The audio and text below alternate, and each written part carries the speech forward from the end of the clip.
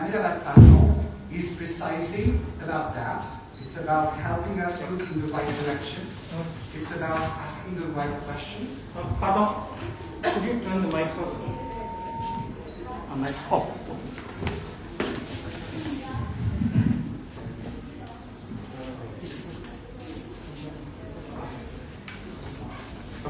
Permission granted. Thank you. So, as I was saying, thanks to AHMEDABAD Parlons, we're invited to look in the right direction. We're invited to ask ourselves the right question, and hopefully we'll start all together to find the right answers. We're especially grateful to the passionate and tireless Reading Pokana, whose commitment ensures we always engage with some of the most thoughtful and inspiring speakers. And this year's theme, Sustaining Sustainability, is both timely and essential. Today, as you all know, is World Environment Day. It's a day that is observed globally to raise awareness and spur action on environmental issues. And around the world, governments will speak or have already spoken of their commitments and promises to save the planet. But our focus this evening and tomorrow evening is not on authorities or policies, it's on us, on citizens, on individuals, on each one of us as members of the society we live in. So for this opening address, as people call it, I could have shared alarming statistics about carbon footprints and rising emissions, making us all feel guilty and desperate. But I've chosen to take a different route and speak from a personal place, because I want to share a little bit of my own journey, share my doubts, my fears, and yes, even my guilt, as an ordinary citizen. I was born in France in the early 1970s. And back then, I don't recall being told anything about the environment, be it at school or at home. People simply didn't know, or maybe they just didn't care. And things began to change in the late 80s with the rise of ecological movements and the first environmental laws. Since then, so much has been said, and thankfully much has been done, and yet, decades later, even with everything I now know about the climate crisis, I still find myself confused about what I, as a citizen, can and should do. Let me share a very simple and very mundane example. Years back, I made a conscious effort to eliminate paper and go fully digital, only to later learn about the carbon footprint of emails, the carbon footprint of cloud storage, the carbon footprint now of artificial intelligence. And it's extremely frustrating to realize that even well-intentioned choices can have unintended consequences. And truly that kind of realization can be absolutely demotivating. To be honest, my environmental conscience feels much clearer when I'm in France. I don't drive because public transportation is excellent. I drink tap water because it's safe. I can trace the origin of the products I buy. I sort my waste, knowing it won't be mixed back after collection. Even supermarkets have made it easy for me because they've dramatically reduced packaging. And if I skip the farmers' markets, I still feel supported in making the right choice. I must confess that things have been a tad more challenging since moving to India. And I admit, guilty as charged. I drive a car every day. I use air conditioning more than half the year. I drink bottled water. I buy fruits and vegetables without always knowing where they're grown. And if I'm feeling guilty about this, it's easy to blame the lack of infrastructure or alternatives. Still, because I try to be a good boy, I try in my own way. I try to buy local and made in India whenever I can. I donate or upcycle items, and I source as much produce as possible from those organic farms around Ahmedabad. But if I'm truly being honest, these actions don't cost me much. They don't compromise my personal comfort, and sometimes they feel like mere drops in the ocean. Ultimately, I believe it all comes down to one central question: how much of our personal comfort are we truly willing to sacrifice for the good of the planet? And when we do feel ready to make those efforts, it's natural to look around and wonder, hey, what's the point if others aren't doing their part? And if we dig deeper, especially here in India, we must ask, is striving for a sustainable lifestyle a privilege, a luxury?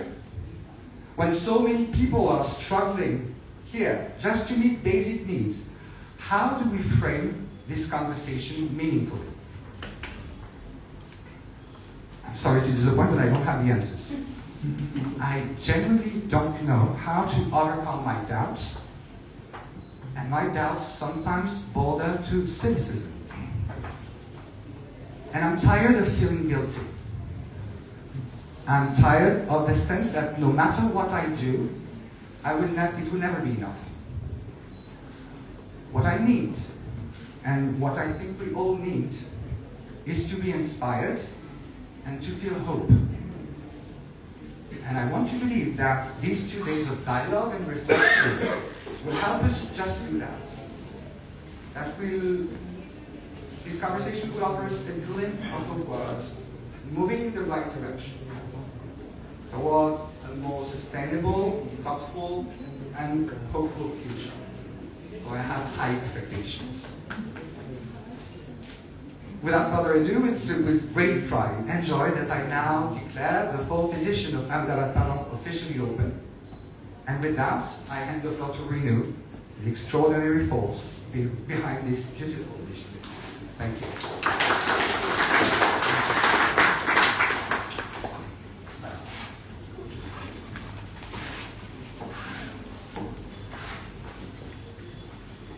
Thank you so much, Emmanuel. I welcome you all to the 4th edition of AHMEDABAD Parlons. And as always, we give our vote of thanks in the beginning than in the end. Because every time we give a vote of thanks in the end, most people want to leave. So I'm going to start by thanking Alliance Française and its director Emmanuel and the rest of the team who for the last 4 years in fact, have supported us to do these editions very, very meticulously, from the sitting arrangement to the displays outside. And I know he talks really well about me, but we have a lot of fights behind the scenes about what goes where and who speaks for how long. So I'm also very grateful to all of them for putting up with my idiosyncrasies. I'm very thankful to the audience who has, for the last 4 years, supported us, come for this kind of dialogue. We don't have that much of it happening in the city. We have a lot of other events happening, we have a lot of sales happening, we have flea markets happening, even we organize flea markets where there's every weekend there's some kind of a sales happening of some sort, but we don't have a lot of dialogue. So I'm very grateful to all the citizens who have shown up. I'm very thankful to my team, who again also have put up with my idiosyncrasies of what goes where, what happens when for the last couple of days as we have planned this entire event. And I'm very thankful to all our donors. Some of them are here, but donors who have for long supported some of the work that we did do. I'll take a couple of minutes just to quickly tell you about what we are doing here, and in general, what did you see outside? I don't know how many of you had a chance to see some of the displays outside and some of the graphics that were playing here. We actually run an organization called Ahmedabad School of Public Policy. We haven't been able to be very active in it because some of the other work we have done has taken precedent. But every year we try and get young people, particularly young citizens, involved in policy making, in dialogue, in understanding how the city works. Our last 3 editions focused on city planning, on public spaces and on rights of informal sector labor. And this edition is going to focus on sustainability, as Emmanuel has been talking about. We also do some other work with labor rights under this umbrella called Mazdoor.co. So a lot of the graphics you might have seen, for those who thankfully came on the right time at 6:45. There's a reason we said 6:45, so people start on 7. But if you came early, you would have seen some graphics play here about heat action campaign. This is another campaign we've been doing for the last 4 years, partly because of this idea that climate change hits everybody differently. So climate change, we can talk about it here, but as Emmanuel said, all of us are privileged enough to not be really affected by it, because our houses don't get flooded when it rains unseasonably. I don't have to stand outside for 12 hours, 14 hours trying to sell bananas or any other goods. I have an air condition when I have to sleep at night, so it's not like I have to wet the sheet or I have to find a way to keep myself cool. So we run this campaign generally to raise awareness about how most of India doesn't have access to cooling devices, and as temperatures go up, particularly in the summer in India, to 46 to 47 even, how do we cope with that, and how do we make sure that the other half, who actually has a much smaller carbon footprint than us, don't feel the benefits of it, or don't feel the ill effects. You can read more outside. We have a whole display. We have coolers on display. There's a campaign that we run of donating coolers to them and giving umbrellas to street vendors. We also work a little bit with city governments to raise awareness that when you order a cold coffee in this season, then ideally the person who's bringing you the cold coffee in the heat should have some extra money being paid to him or her. Or if it's raining unseasonably and you again feel like having pakoda and chai, then the person who's delivering pakoda and chai should actually get a little bit more money, because his vehicle also suffers in unseasonal rain. So we've been trying to work with governments as well to look at the effects of this. Apart from that, you'll see some other display. You'll see clothing outside, and yes, we are not selling clothes, at least not first-hand clothes. What you see outside is another organization that we run called India Recycles. Some of you might have seen some other display outside as well. India Recycles work on sustainability through reselling of second-hand items. So anything that you don't use, from clothing to shoes to bags to furniture to even the car that we actually use is donated by somebody, to the office space that we have has been donated by somebody. So we had this idea that why can't we create markets by selling second-hand? And that's another display that you see outside. I'm not going to take too much of time because we have a really good lineup of speakers.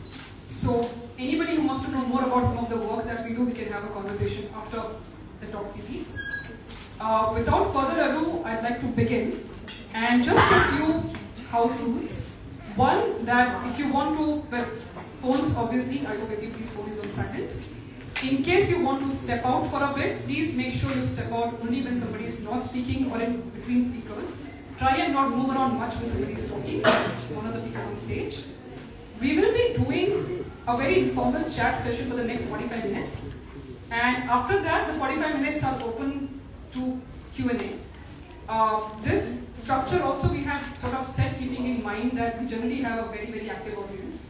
So in every Ahmedabad Parlon edition, we start the Q&A only by 8:50, 8:30, and we end up overstepping the time till 9:30, 10, where people refuse to leave because everybody has so much to say. And that's, I think, a testimony to how active the city is now. And I'm very happy about that. So I'm going to go back here, and can we have a round of applause to welcome our amazing speakers?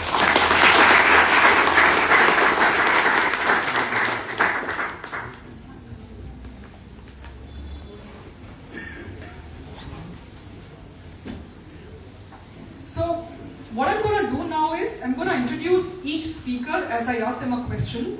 They're going to speak for a few minutes, and then I'll introduce the next speaker, and then it's going to free flow as a conversation.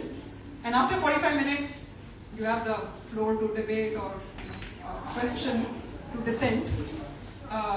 Hopefully you'll not get too aggressive. We've had that also in the last couple of editions.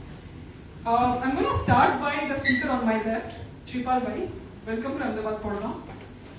I don't know how many of you have heard about the brand Asal. शायद आपने से किसने सुना होगा. So Shripal Bhai is somebody who is very hard to catch hold of. So I'm very happy to have him here. क्योंकि वो दुकान में आपको मिल जाएंगे, पर वो don't take it the wrong way, but typical बनिया. दुकान के बाहर अगर उनको निकालना है तो बहुत मुश्किल है, स्टेज पर आना है तो बहुत मुश्किल है. But मेरी बहुत इच्छा थी बहुत टाइम से कि उनकी जो जर्नी है specially in the world of what we call as organic items, जो आजकल एक बज़वर्ड बन चुका है, you know everybody wants to eat organic and drink organic and buy organic, but I think Shripal bhai started organic some 30 years ago, जब वो word भी exist नहीं करता था, तब हम कहते भी नहीं थे कि organic, it was understood that everything you are consuming is good, so to say. And so Shripal bhai, शुरू में मैं ये आपसे जानना चाहूंगी कि आपकी जो ये जर्नी रही है, एक तो पहले ऑडियंस को अगर आप बता सकते हैं असल की शुरुआत कैसे हुई, क्या सोच के आपने असल की शुरुआत की, और वो जर्नी जो लास्ट 30 साल में रही है, 30 और साल, वो कैसी रही है? आपसे पूछ सकता हूँ मेरी आवाज अगर पहुंच सकती है तो माइक की माइक चाहिए। अच्छा, just one another comment I have to make here, Shripal bhai की जो दुकान है उसमें इलेक्ट्रिसिटी नहीं है आज भी। इन 30 years if you go to his shop located in Paladi, to this day they do not use electricity in this weather. So the architecture is such, there is cow dung flooring, there are castor oil lamps. तो अगर आप 7 बजे के बाद जाते हैं तो castor oil की lamps होगी, they don't use electricity, which is why the true sustainable warrior, so to say. Actually मैं उड़ीसा करके एक नॉर्थ गुजरात में एक गाँव है, शायद आप लोगों ने सुना हो, और उसके पास में एक गाँव है राजपुर। मैं राजपुर का रहने वाला हूँ, और वहाँ बनास नदी के किनारे पे ब्लॉक प्रिंटिंग होता है, नेचुरल टाइम, और हमारे गांव में बचपन से हमने यही होता है। जब मैं 12th में था तो मैं हमारे गुरु जी से मिला, जिनका नाम था मोनी गीतरुचि विजय जी, और उनके परिचय में आने से मैंने 12th में स्कूलिंग छोड़ दिया था। मेरे लिविंग सर्टिफिकेट में लिखा है कि सो एंड सो डेट से एब्सेंट होने की वजह से नाम कमी किया हुआ है।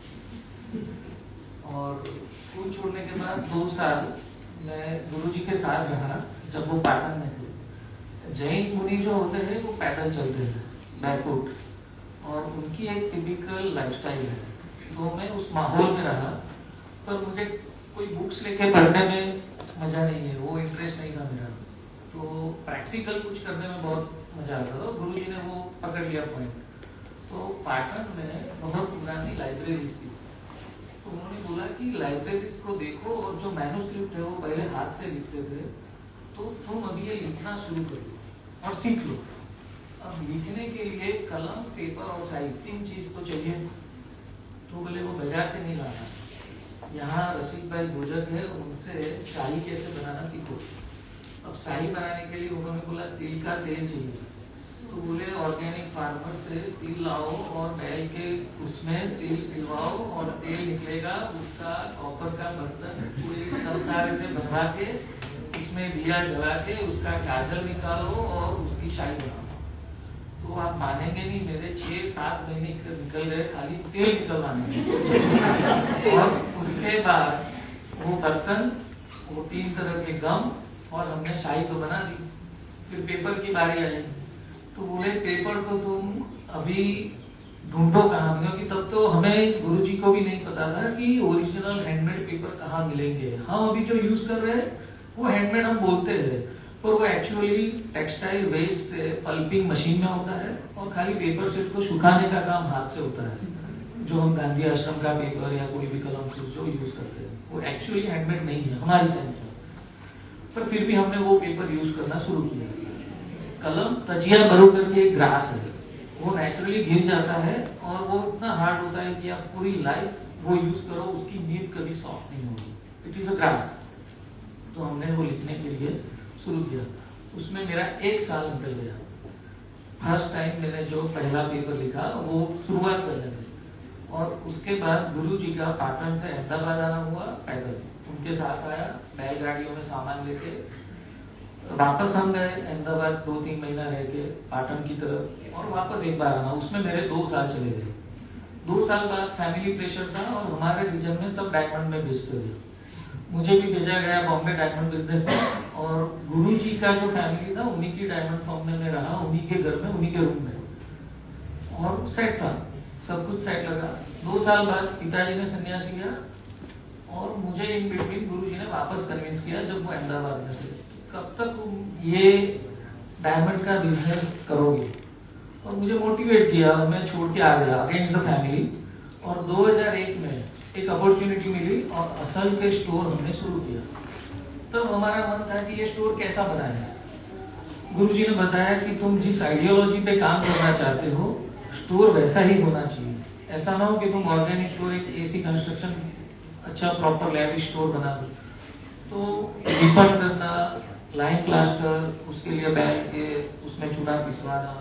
अब इलेक्ट्रिसिटी की बात आई, मैं कन्विंस नहीं था, पर मेरे साथ उन्होंने 6 महीने का टाइम मांगा कि 6 महीने बिना इलेक्ट्रिसिटी की दुकान चलाओ और अच्छा न लगे तो फिर वापस शुरू कर देना इलेक्ट्रिसिटी। तो हमने 6 महीने के लिए शुरू किया था, वो आज तक चल रहा है।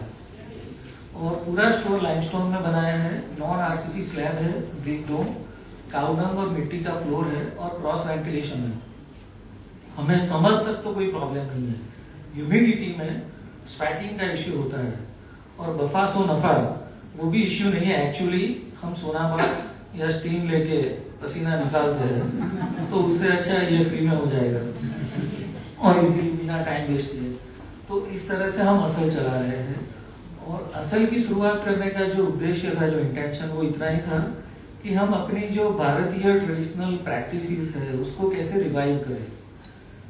हम जिस बात पे आज बात करने के लिए यहाँ सब आए हैं, ये प्रॉब्लम कोई किसी ने फार्मिंग तो नहीं किया है, ये ग्रो तो नहीं हुआ है, ना तो बारिश की तरह गिरा है।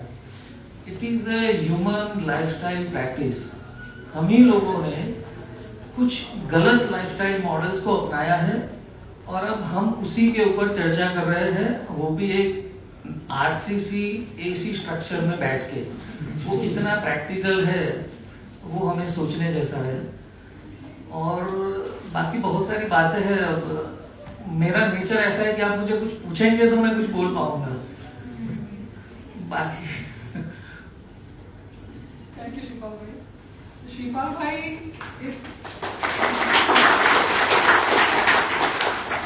is somebody I would highly, I'm not just saying all the speakers, but if you visit the store, you can actually ask him a lot of questions, particularly about a lot of practices जिनका typically हम लोग है ना WhatsApp forward से जानकारी लेते हैं। आजकल ये व्हाट्सएप फॉरवर्ड में सब कुछ आता है कि ये तेल डालो बेली बटन में तो फिर दिमाग तेज हो जाएगा। No, I am not joking, you get all sorts of things.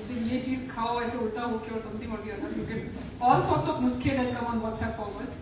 So if you actually want to know what reality is there behind the forward, or is it actually true, he is the right person to consult, to ask, to know more about, and to get a free sauna bath, so to say, at the store if you go in summer. Now I'd like to ask Saloni. I'm sort of going from here to there. Saloni, the one on my right, right? Yeah, both are Saloni. Saloni, you trained as an architect. And in fact, I didn't know about this, about like your interest in growing food. Saloni, by the way, grows some of our own food. I got to know that recently because you did this, I think, food training or something at Delhi.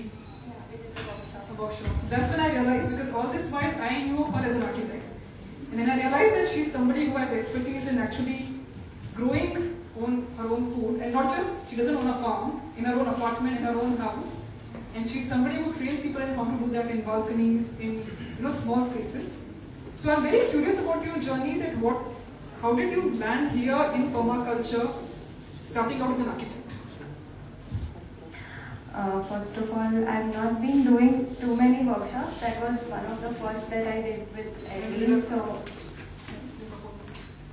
yeah, that also. So this is something new that I've been exploring, and it's been almost, it's not new actually. I landed up into permaculture in about 2020, in a very crucial time of my career. Before that, I was trained as an architect. I was working with a hospitality company, and we worked on a resort called Woods at Sasan, which is in Sasangir.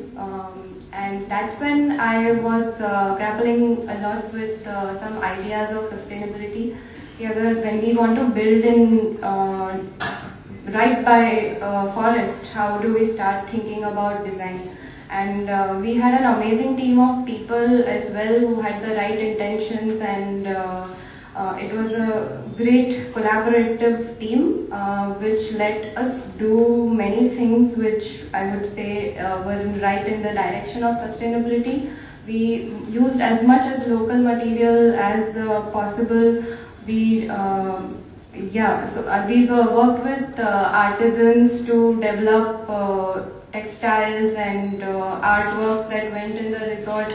So that idea of how to do it right was always there, but I had no kind of school of thought or a philosophy to think about what is right or what is sustainable in a particular context. If I am in a region which is full of rocks, but is rock is the right material to build there, because rock also comes from mining, and what is the right thing to do in a particular context cannot be a formula, is what I was realizing. And while the opportunities were getting less, continuing with the firm, I quit from the office, and then I was exploring what next am I going to do. And really by chance at that time, somebody suggested me that I take up a permaculture design course. And at that time the course was happening in Goa. It was a residential course, 20-day course, and I thought, yeah, this is a good idea to go for it, because at least I'll get to live in Goa on a farm for 20 days. So without thinking much about it and even reading up too much about permaculture, I landed up there, and that turned out to be very life-changing, very pivotal point in my career. A lot of things that I was struggling to understand connected for me, right from struggles with my health to how we design things to what we eat, and all of that, mental well-being, everything connected for me through permaculture. And after that, right after that, COVID hit, and it is such a vast subject that I couldn't figure out what am I going to do with this knowledge system. 2 more years I explored. I was really looking and observing a lot in the region of Ahmedabad, how plants grow, how companion plants grow, what grows with what, identifying species. Yeah, everything in general through my little backyard garden in my own house. At that time I started growing food as well, and that's how I started understanding and interacting with nature. Later on, after 2 to 3 years, that was around 2022, I started working for people to create their small gardens, and most of the times I would be getting small projects like we have a small home garden and we want to design it. So the normal way to approach is what is going to look nice, how many flowers are going to, what's going to go where, what is like the form of the plant, and I like a very visual experience to designing a garden. And that's why I started applying my permaculture thinking into garden design, and I thought, what do we really need from the garden? The first thing is, while we are struggling with so much toxicity in our food, we don't know where our food comes from, and so why not just start growing a little bit of food from gardens? And that's why I started helping people grow some edibles in their garden, or at least creating a small patch of food forest, or how much ever the area would allow, a kitchen garden or a small food forest. And yeah, I've been doing that. 3 years now, I've been able to do small scale gardens to larger farmhouses as well, and also exploring some of these ideas of how to work with the land well. What is the requirement of the land? What is the need of the local ecology? And how then do we respond to land in terms of developmental schemes? So that's where I am currently. Thank you. I love the point you made about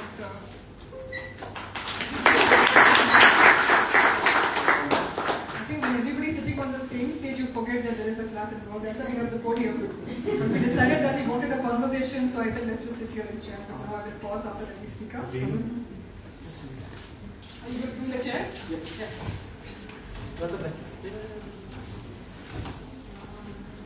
are people waiting outside. You want to make sure they also get it.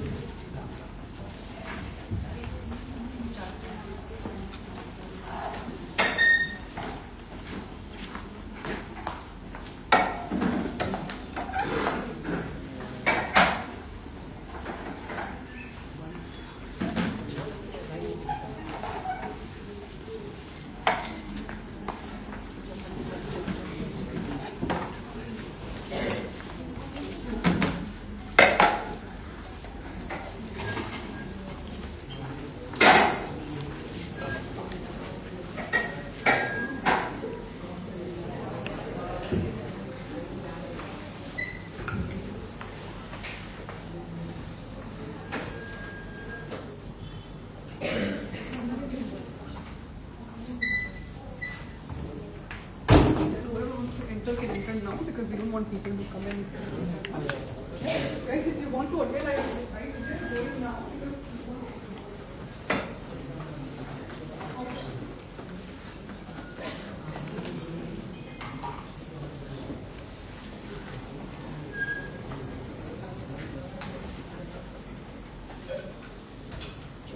I'm just thinking we better have people sitting in the front, otherwise it looks like the bus going in.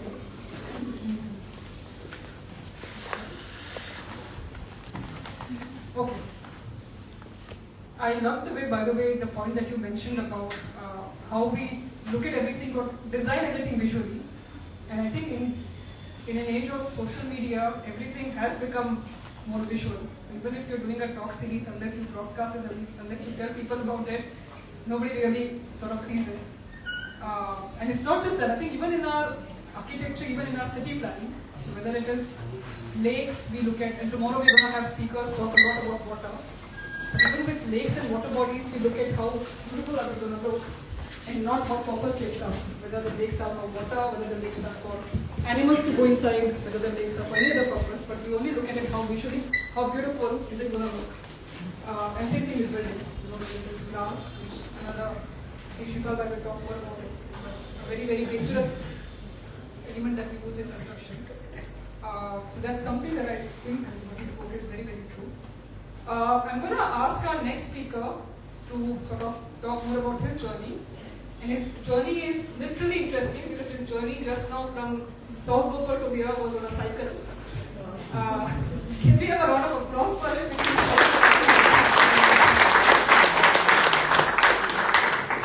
My mom and I came in an auto, and I've known him for a while, so my mom was like, I told her I'd have to stay longer. You know, I'm on the stage, I can't leave if you want to go early. So my mom was like, Arjit, you go drop kar dega. And then I said, Mom, very likely Arjit shall circle pe aega. And then as soon as he walked in, I was doubtful because honestly, as much as, you know, I know that he's going to cycle, I also realized he's whether mein kaun cycle pe aega. So Gopal as a speaker. See, as an audience, I understand, but as a speaker, right, that's absolutely incredible. So how many of you here have ever ridden a my bike? Quite a few. Okay, that's a good number. So well, here's the founder to thank for all of your bikes around the city. And he's been working tirelessly for the last, I think, a decade now. 11. In fact, coincidentally, it's our 11th anniversary today. Oh.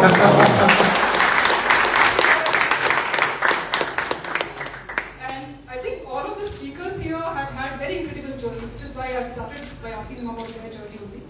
And so does like Arjit, who, by the way, if you don't know, was actually a chartered accountant. So typical Marwari family, ladka chartered accountant bana hai, family business karega, and then ladka turns out to be, you know, I'm going to start my own company. I don't know if it will make money or not, but I'm going to do this. So I have a lot of questions I want to ask you, but I want to first know this entire story from chartered accountant to my bike to how did it happen and how is it going on your 11th birthday? Thank you, Renu. Hi everyone, good evening. So yeah, firstly, really impressed with the audience and really looking forward to a great exchange of conversation beyond the initial introduction. Just to give you some backstory, I was in Mumbai between 2007 and 11. I was interning with PwC, and my typical commute would be from my hostel to Andheri station to catch a local train, and from Dadar to my office. More often than not, I would never get a rickshaw or a cab at either ends. And frustrated, you know, I thought to myself कि यार इन लोगों की रोज गुलामी करने से अच्छा मैं 2 cycle खरीद लेता हूँ. एक साइकिल हॉस्टल से अंधेरी जाऊंगा, वहाँ पार्क कर दूंगा, दूसरी दादर में पार्क रखूंगा और उतर के साइकिल अनलॉक करके ऑफिस पहुंचूंगा. It was as simple as this. Of course the thought was cycle चोरी हो गई तो फिर मैंने हिसाब लगाया कि जितना रिक्शा में पैसा भर रहा हूँ, महीने की एक साइकिल भी चोरी होगी तो भी फायदे में रहूंगा. So this was the eureka moment in some ways, but of course I would bounce off to my friends. We were living in a hostel. सबको कीड़ा था entrepreneurship का. Anyways, I had this idea, a genuine idea which I believe would work and would help a lot of people. I would bounce off this idea and the typical reaction was India में cycle कौन चलाएगा? And my question to them was कि यार convenience sells. चलने से तो convenient solution है तो क्यों नहीं चलाओगे? Just because तुम्हारे ego allow नहीं कर रहा है.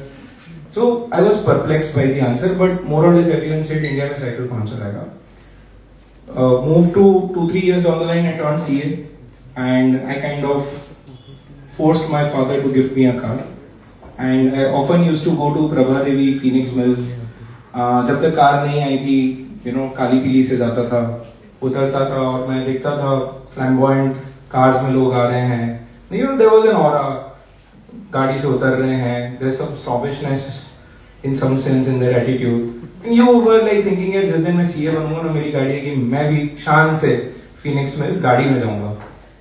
दिन आया, गाड़ी आ गई, पहला वीकेंड आया, मैं Phoenix Mills गया, आधा घंटा लग गया मुझे Phoenix Mills घुसने में और 45 मिनट लग गए बाहर निकलने में, जो तो मैंने सोचा ही नहीं था. उसके बाद और कुछ एक्सपीरियंसेस हुए, कहीं जाना है, मैं सोच रहा है पार्किंग मिलेगी नहीं मिलेगी, छोड़ टैक्सी से जाता हूँ. सो करते करते करते रियलाइज किया जिस चीज के लिए मैं एस्पायर कर रहा था, मेरी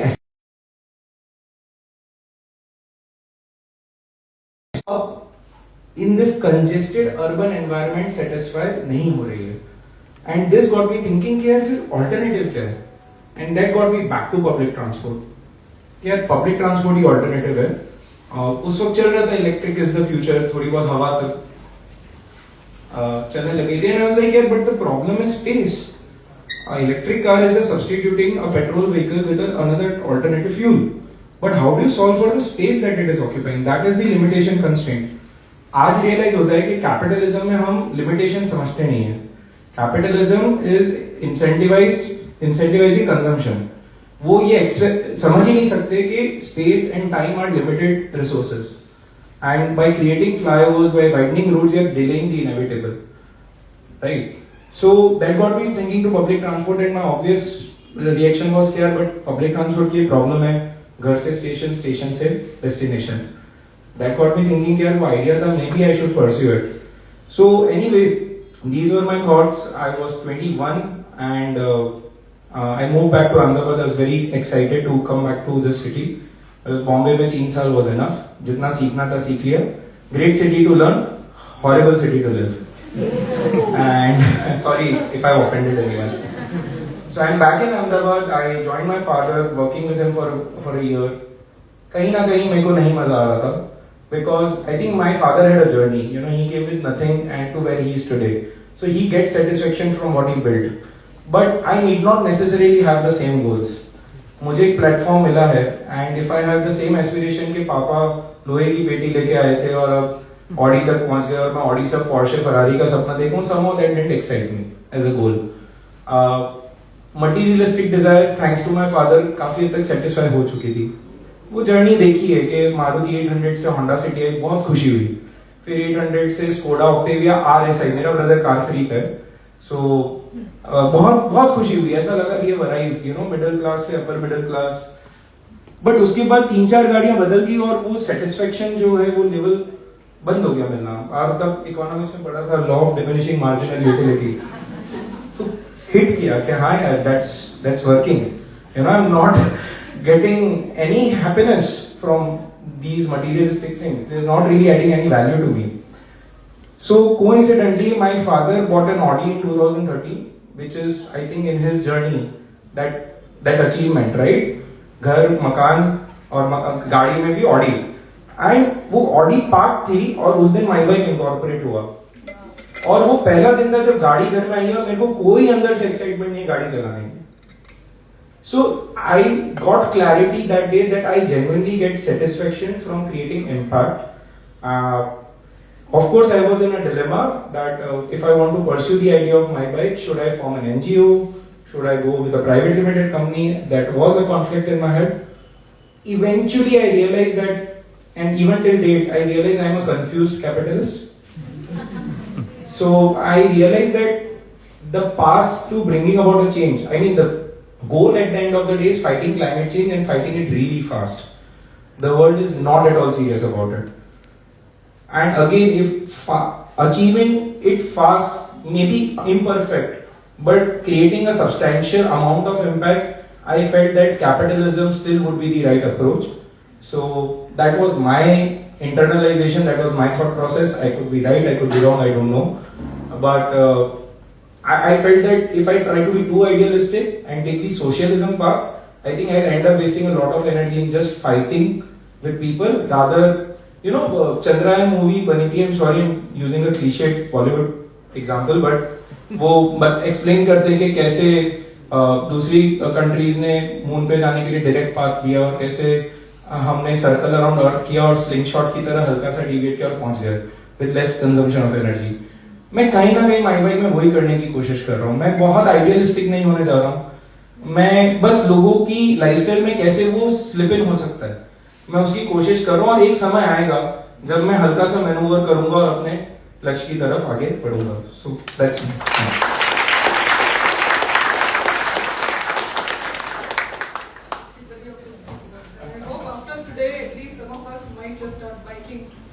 More, because I think most of us like to buy cars, and cars also just one person, very I'm going to move on to our youngest speaker, and the only representative from Gen Z here. I'm going to put you in Gen Z zone. I was specifically told by Emmanuel that we can't have old people talking on the stage all the time feeling young, so we also want to hear from the young. And Saloni Chaveri here is a designer, and her journey is super interesting because I think with Gen Z, I feel like we either go two ways. I hope I'm not offending anyone either. But either you go on that extreme consumption path where you're buying a different outfit from Shine every day and you're posing on Instagram with that outfit. Or you can go the other extreme path, which is well, not extreme, but the good extreme, interesting extreme path of Greta Thunberg, where you pick up a placard and you're protesting and you're talking or you're buying secondhand. And she chose the latter.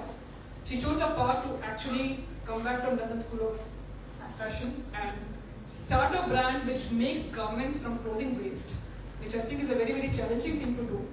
Because I don't know how many of you know, but we produce a lot of textile waste in India, and most of it ends up in landfills. It's not upcycled. And I can tell you that because I also run a brand, India Recycles, which does upcycling.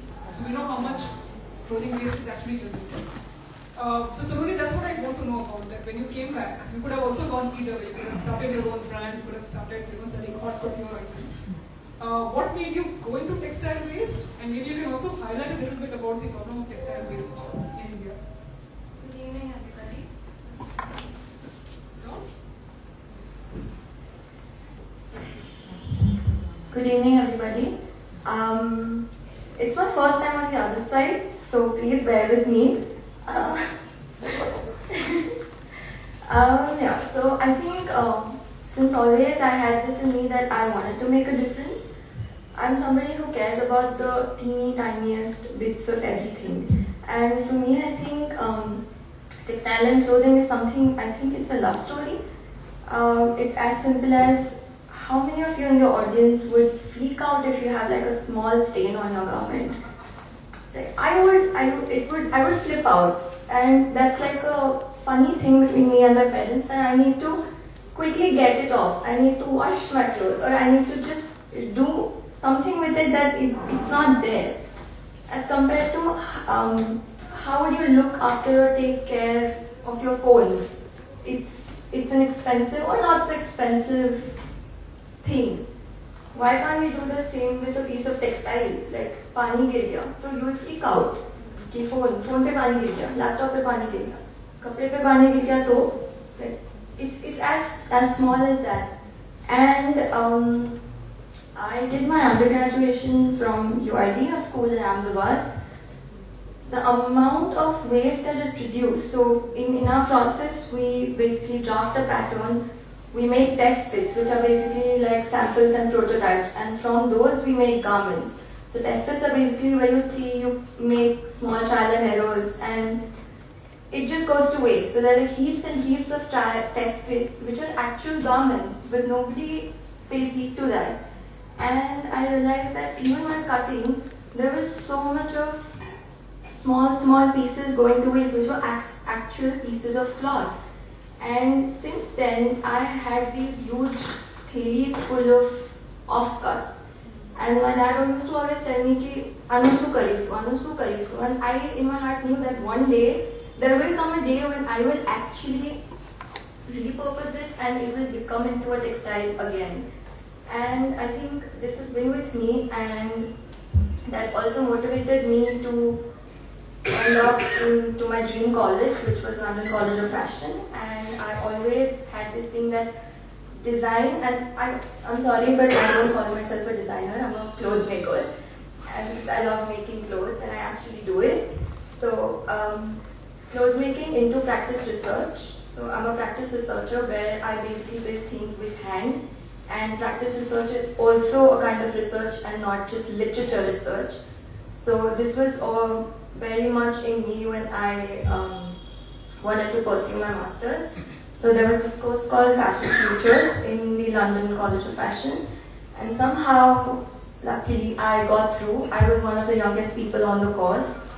There were people who would work with Alexander McQueen. I'm not sure how many of you know Alexander McQueen. He's one of the top couturers and in her fashion. So I had a classmate who was a pattern maker and with an experience of 10 years at McQueen. And I was straight out of college with just 1 year of experience in Ahmedabad and in India.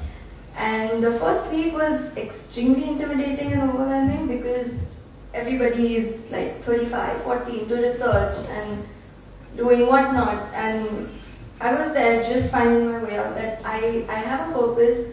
I just need like a direction and a different perspective where I can bring it to use.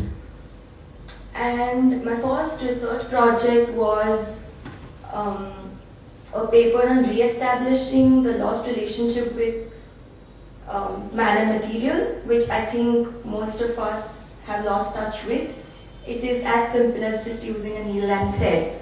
And that was my research that there were like 15 to 20 people from different countries. I just gave them a fabric post-it, very, very similar to our post-its, colorful post-its, with just a needle and thread. And I asked them like, this is it, what do you do with it? And it's my ongoing research where it's an innate tendency in you where you just know what to do with a needle and thread. Need not be a very exquisite embroidery or a stitch, but you just know that it goes in, it comes out. It's as simple as that. And coming back to textile waste, it's crazy as to how much textile is being wasted, not just clothing, but when you're making clothing, the rounds of the clothing, the draft of the clothing also goes to waste. And the textile industry is one of the major polluting industries in the entire world. So there are mountains and mountains and mountains of textile waste, which just a needle and thread, and we can help. Even if we help like one garment, minusing out one garment a day can actually bring down the mountain. It's just that all of us, we need to start caring just a bit.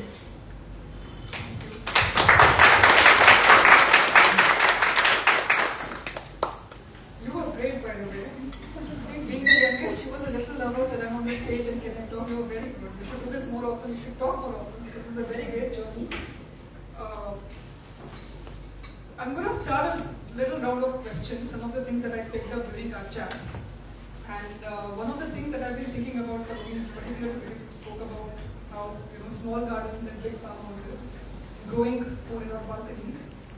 How do you perceive or how do you think we can sort of address this inequality, particularly in a city, and not just Ahmedabad, any city in India? 60 to 70% of our population lives in really small homes. So not all of us have balconies. We've got people who live in slums, we've got people who live in bastis, we've got people who live in one-room apartments given by the government. How do we sort of encourage them, or how do we sort of solve for this spatial inequality when it comes to permaculture? Yeah, I think one can grow a lot of things even in a very small space. We don't even have balconies now in most of the affordable housing apartments. But if we want to start at a home level, we can do small container gardening even on a small windowsill. Potentially any space where we get a little bit of sunlight, 3 to 4 hours of sunlight, is a good space to start. Also, composting your organic waste is a good place to start so that you can divert that waste into and use it as a resource.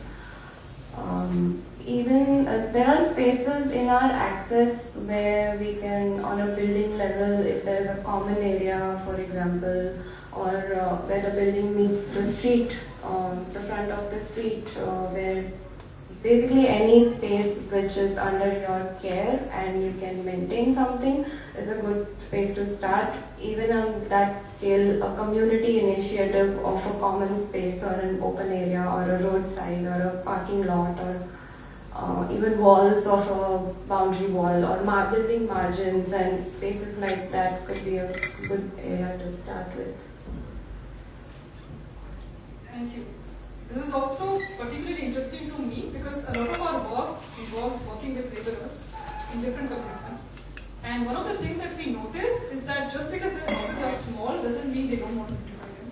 So if you go to, for example, in Narol, there is a slum called Ganesh Nagar, which is one of the first areas we started working on. And Ganesh Nagar has these tiny homes, but like exactly what you said. They have sort of managed to put tulsi in the front and aloe vera in the front, and you will see something else in a half-cut bottle being growing in the house. There's a lot of aspiration there also to sort of bring their spaces. And I think they probably need it more considering the amount of pollution that they are surrounded by. Because typically most low-income households end up living in areas, industrial areas where you have more pollution and perhaps more need for it.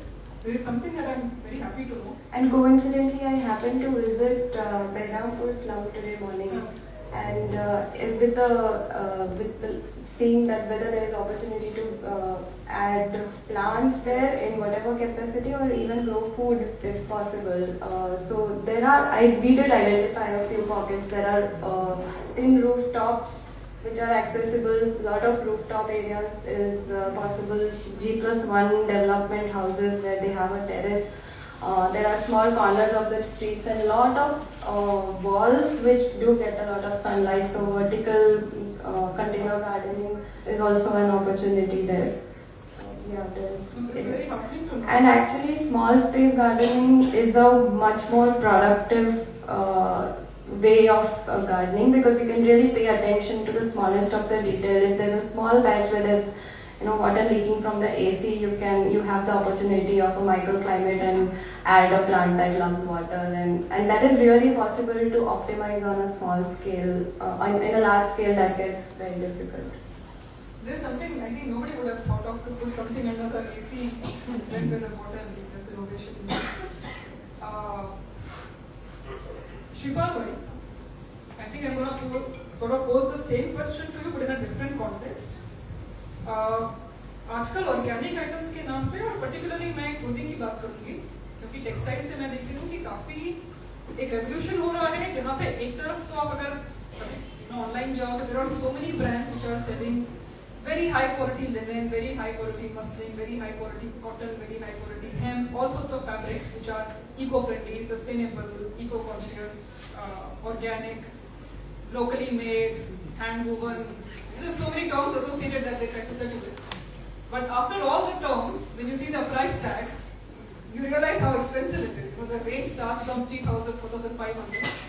So, जो ये इतनी सारी price का differentiation हुआ है, तो हम ये जो ऑर्गेनिक चीज है या सस्टेनेबल चीज है, इसको हम आम आदमी तक कैसे पहुंचाएं तो हम इसको इतना एक्सक्लूसिव रख रहे हैं कि खाली कोई जिनके पास पैसा है वही खरीद सकते हैं, भले वो ऑर्गेनिक ग्रेन भी हो, ऑर्गेनिक कपड़ा हो, ऑर्गेनिक डाई हो, तो इसको हम नॉर्मल पर्सन पे कैसे एक्सेसिबल बनाएं? बिकॉज जब तक हम वो नहीं करेंगे तब तक हम सस्टेनेबल का एक मूवमेंट शुरू कर नहीं सकते.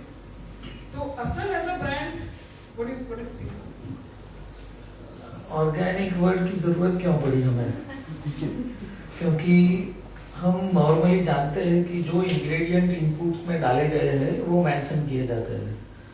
जो नॉन ऑर्गेनिक है उसको लेबल की जरूरत है, ना कि ऑर्गेनिक को। ये इंटेंशनली ये सस्टेनेबिलिटी, ऑर्गेनिक, ये जो हमारे थोड़े सोफिस्टिकेटेड वर्ड्स है इसको समाज में लाए गए हैं, ऐसा मेरा मानना है। मैं ऑर्गेनिक वर्ड के भी खिलाफ हूँ, मुझे यूज करना पड़ता है क्योंकि आम जनता, हम सब लोग उसी से जानते हैं कि ये चीज ऑर्गेनिक है। और सेकेंडली जो कॉस्ट की बात है, आपको पता है कि कॉटन मिल जो है, जो यार्न बनाती है, उसको कितनी सब्सिडी मिलती है? उसकी यूनिट लगाने से उसके प्रोसेसिंग, इलेक्ट्रिसिटी, जगह, वाटर, सब के लिए सब्सिडी मिलती है। बैंक लोन्स मिलती है, लोन के इंटरेस्ट के ऊपर भी सब्सिडी मिलेगी। अब एक यूनिट जो यार्न बनाता है, आपको एक सिंपल एग्जांपल दे दूं। अहमदाबाद में जब कैलिको मिल और टेक्सटाइल्स मिल शुरू हुई, उस समय पे ये अपना रानी एरिया है ना, वहां पे 25,000 वीवर कम्युनिटी के फैमिलीज बनासकांठा से यहाँ पे शिफ्ट हुए और वहां अहमदाबाद सिटी का नाला जाता है, गटर लाइन बड़ी, उसके किनारे वो आके बसे। अब सोचो कि एक टेक्सटाइल मिल या दो टेक्सटाइल मिल 25,000 वीवर्स कम्युनिटी को बेकार बना दिया, वो काम ढूंढते हुए यहाँ आके बसे। अब उनको काम कौन देगा, वो क्या करेंगे, वो अलग बात है। पर अगर हम कॉस्ट की बात करें तो वो जो सब्सिडी मिलों को मिल रही है वो हैंडलूम वीवर्स, स्पिनर्स को कहाँ मिल रही है? आप उसकी कॉस्ट को कैसे कंपेयर करोगे? तो ये पूरा गवर्नमेंट, कंपनीज, सबके बेनिफिट्स के लिए क्या होता है, हमें अभी अगर चीज अच्छी यूज करनी है तो हमें उसकी डेप्थ तक जाना है। और मैं चाहूंगा कि ऑनलाइन की जगह आप खुद कोई व्यूअर्स को मिलिए, या जो अच्छे कोई एनजीओ है या कोई इंडिविजुअल जो एंटरप्रेन्योर है, जो अच्छे काम कर रहे हैं, उनसे प्रोडक्ट खरीदना ज्यादा अच्छा है। सस्टेनेबिलिटी की बात करेंगे तो ऐसा है कि बहुत सारे क्वेश्चन मार्क है। आज का जो हमारा टॉक का टाइटल है ना, वो भी एक बड़ा क्वेश्चन मार्क है, क्योंकि आप किसको सस्टेनेबल बोलेंगे? ये ऐसी बात है कि बनास डेयरी है, वो 500 किलोमीटर के रेडिएशन से दूध कलेक्ट करती है और वापस 500 से 1000 किलोमीटर रेडिएशन में दूध बांटती है। तो उसने आफ्टर ऑल करती तो वही है, गांव से फैट को चेक करके दूध का कलेक्शन करती है, सबके बैंक अकाउंट में वापस फंड जाता है और वो वही दूध को पाउच में पैक करके, प्रेशराइज करके, लेबल लगा के, वासी करके, डी क्वालिटी को डिग्रेड करके, प्राइस को इंक्रीज करके वापस डिस्ट्रीब्यूट करती है। उसको हम डेवलपमेंट कहते हैं। और कुरियन को उसके लिए व्हाइट रिवॉल्यूशन का, अब क्या बोले उसको हम, तो आपको पता है डेयरी क्या करती है? उसके अलावा डेयरी आने से प्योर मिल्क ऐसी कमोडिटी है जो बेची नहीं जाती। दूध, पानी, आटा, ये कभी ये देश में बेचा नहीं जाता था, उसको बेचने से उसकी क्वालिटी डिग्रेड हो गई।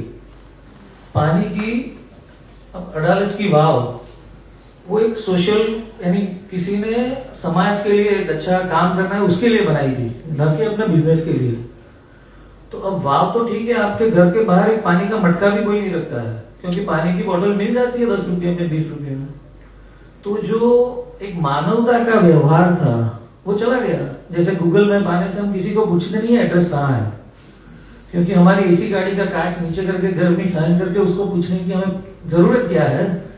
तो एक सोशल बिहेवियर, जो सोशल इंटरेक्शन होता था अनजान लोगों से, वो वहां कट ऑफ हो गया। हम अभी एक ऐसी सेंट्रलाइज्ड लाइफस्टाइल में जी रहे हैं कि हमें पता नहीं है हमें कि हम सुबह उठ के ब्रश क्यों करते हैं। कोई प्लास्टिक मुंह में रखेगा और चबाएगा क्या? क्योंकि हमें वेस्ट ने जो दिया है हम ब्लाइंडली उसको फॉलो कर रहे हैं। आप सोचो, सुबह उठ के शाम तक आप जो भी यूज करते हो, क्या आज से 50 साल पहले ये देश में वो चीज एग्जिस्ट भी थी? और हमने ब्लाइंडली उसको अप्लाई कर दिया। हमने सोचा नहीं कि हम क्या कर रहे हैं। आपको पता है जितने बॉडी केयर प्रोडक्ट्स है which are all non edible, कोई खाएगा नहीं, और मैं नहीं मानता कोई खाने की हिम्मत करेगा। पर आयुर्वेद में ऐसा लिखा है कि जितने भी बॉडी केयर प्रोडक्ट्स आप यूज करो इट शुड बी एडिबल, क्योंकि हम मुंह से जो टैबलेट लेते हैं उससे ज्यादा फास्ट इफेक्ट होती है इंजेक्शन से, और उससे भी ज्यादा फास्ट इफेक्ट होती है पैच से। कैंसर के पेशेंट को लास्ट स्टेज पे जो पैच दिया जाता है, the last pain killer that is patch, को आपके रोम से आपकी बॉडी में जो एब्जॉर्ब होता है वो सबसे फास्ट होता है, और हम केमिकल रगड़ रगड़ करते हैं उसके ऊपर, साबुन से लेके कितने सारे लोशंस और बहुत सारे प्रोडक्ट है जो हम इजीली यूज करते हैं, और हम अपने आप को एक मॉडर्न लाइफस्टाइल के फॉलोअर, हम क्या बोले उसको, क्या टाइटल दे मुझे पता नहीं है, सिविलाइज्ड है। भारत जितना सिविलाइज्ड था उसकी कल्पना नहीं कर सकते। एक जर्मन ऑथर ने भारत देश को घूमने के बाद एक छोटी सी बुकलेट लिखी है, गूगल पे शायद पीडीएफ फाइल इजीली डाउनलोड हो जाएगी, उसका नाम है the archaeology of the development ideas. वो इतनी सुंदर उन्होंने लिखी है कि हम मानते हैं कि ग्राइंडर मिक्सर यूज करना वो बहुत आसान है, सिंपल है, कोई एजेड लेडी भी इजीली यूज कर सकती है, पर आपकी डिपेंडेंसी कितनी है उसको सोचने की जरूरत है। अगर इलेक्ट्रिसिटी नहीं मिलेगी, मिक्सर का कोई टूल या पार्ट खराब हो गया, अगर आपके वहां बाहर इलेक्ट्रिसिटी की लाइन कट ऑफ हो जाती है तो आपका मिक्सर ग्राइंडर चलने वाला नहीं है। और उसका जो ट्रेडिशनल ऑल्टरनेट था वो हैंड पाउंडिंग, जो हमारे खल दस्ता जो भी थे, एक बार बना दिया वो आपको मिल गया, उसके बाद आपको उस कारीगर की भी जरूरत नहीं है। मेरा पॉइंट ये है कि सस्टेनेबल लाइफस्टाइल जो थी वो ये एक एग्जांपल से हम समझ सकते हैं कि हमें डिसेंट्रलाइज कैसे होना है। बहुत सिंपल है, यूनिफॉर्म और सेंट्रलाइजेशन दैट इज कॉल्ड गुलामी। अंग्रेजों ने गुलाम नहीं किया है, अंग्रेजों ने एक लाइफस्टाइल मॉडल थोप दिया था जिससे हम आज और गुलाम होते जा रहे हैं। आप सोचो कि आपके घर में इलेक्ट्रिसिटी नहीं आएगी तो आप क्या करोगे। हमारी लाइफ में हम सोच भी नहीं सकते कि इलेक्ट्रिसिटी बिना का जीवन क्या हो सकता है, और एक दिन जरूर आएगा। नेचुरल रिसोर्सेज हमारे पास नहीं है कि हम ये लाइफस्टाइल मॉडल में आगे जाके 100 साल तक जी पाएंगे। नेक्स्ट जनरेशन के लिए जो पानी 100 फुट पे था वो आज 1000 फुट चला गया है, पानी की क्वालिटी भी डिग्रेड हो गई है। हम सोचते ही नहीं है कि हम क्या कर रहे हैं। तो हमें सोचने की जरूरत है, और जीवन में छोटी छोटी चीजों से आप अपना सकते हो कि हम कैसे अपने जीवन में बदलाव ला सके। जितने घर है उनके बंगलोज में रेन वाटर टैंक बनाना एक बहुत सिंपल प्रैक्टिस है, क्यों हम वो तो कर लें। अच्छा, हमारे कुछ कस्टमर है जो फ्लैट्स में रहते हैं पर उनकी इंडस्ट्री थी तो उन्होंने अपनी फैक्ट्री में रेन वाटर टैंक बनाया और हर रोज गाड़ी में पानी के 2 कैन भर के ले आते हैं। वो बहुत सिंपल है, आप वो भी कर सकते हो। तो ऐसी बहुत सारी छोटी प्रैक्टिस है। एक और एग्जांपल है कोम्ब का। हम वुडन कोम्ब पहले थे, हॉर्न कोम्ब भी बनते थे। आजकल जब प्लास्टिक की एक कोम्ब बनाने की फैक्ट्री आ जाती है, अब सोचो कितने कारीगर बेकार हो गए। लाखों फैमिलीज थे जो कोम्ब बना के अपना जीवन निकालते थे, और कोम्ब बनाना एक आर्ट है और वो कस्टमाइज होता था। ये देश में सारी चीजें कस्टमाइज होती थी, यूनिफॉर्म नहीं था, क्योंकि टेलर मेड होता था ना। आपका स्टिच करने वाला जो टेलर जो है गारमेंट्स, वो आपका मेजरमेंट लेगा और उसके हिसाब से स्टिचिंग होगा, क्योंकि आपके दोनों हाथ और दोनों पैर कभी भी सेम साइज के नहीं हो सकते। आप बाटा दे यहाँ कोई भी शूज कंफर्ट नहीं हो सकते हैं। आप टेलर में जब जूती बनवाओगे हाथ से मोची के पास, तब पता चलेगा कि डिफरेंस क्या है। तो हमारा जो टेलर मेड कंसेप्ट था वो आज चला गया और हम अपने आप को सिविलाइज मानते हैं। तो मेरा यही कहना है कि हम छोटी छोटी चीजों से शुरुआत करें। Plastic comb static electricity generate करता है, wooden comb most eco friendly है, हाथ से बनाते हैं, कस्टमाइज बनाते हैं, किसी को शार्प चाहिए, किसी को ब्रॉड चाहिए, सब बना के वो कारीगरी चली गई। उज्जैन में गंगी मोहल्ला था, तो ऐसे लोग बहुत सारे काम करते थे। हम सोचते हैं कि रोड पे जो सिग्नल पे कोई हमसे मांग रहा है कुछ, उसकी ये हालत क्यों हुई? क्योंकि उसकी जो आर्ट थी, जो प्रोडक्ट बनाने की जो कला थी, उसका मार्केट ही नहीं है, वो क्या करेगा? तो हमें सोचने की जरूरत है हम क्या कर सकते हैं।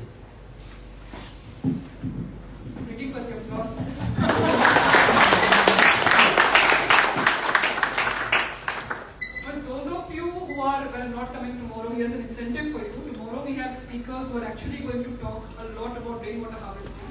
Exactly what Shripal Bhai was talking about, that how can you build a tank in your own house, in your own apartment, in your own factory and conserve rainwater, particularly in a city where we have more water on the roads than in our lakes.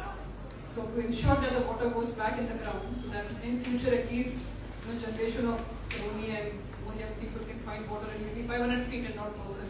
That's something that we can do. But Shripal Bhai very radical thought है. In our age of standardization, जब सब कुछ हम standardize करते हैं, how do we go back to customization? I'm not very optimistic, so to say, and I think actually despite your optimism, that's what I want to talk to you about. Very optimistic. You sounded optimistic when you said people would eventually let go of cars, and I'm just going to talk from my personal experience. So I used to walk a lot. I love walking, and I used to walk a lot in the city.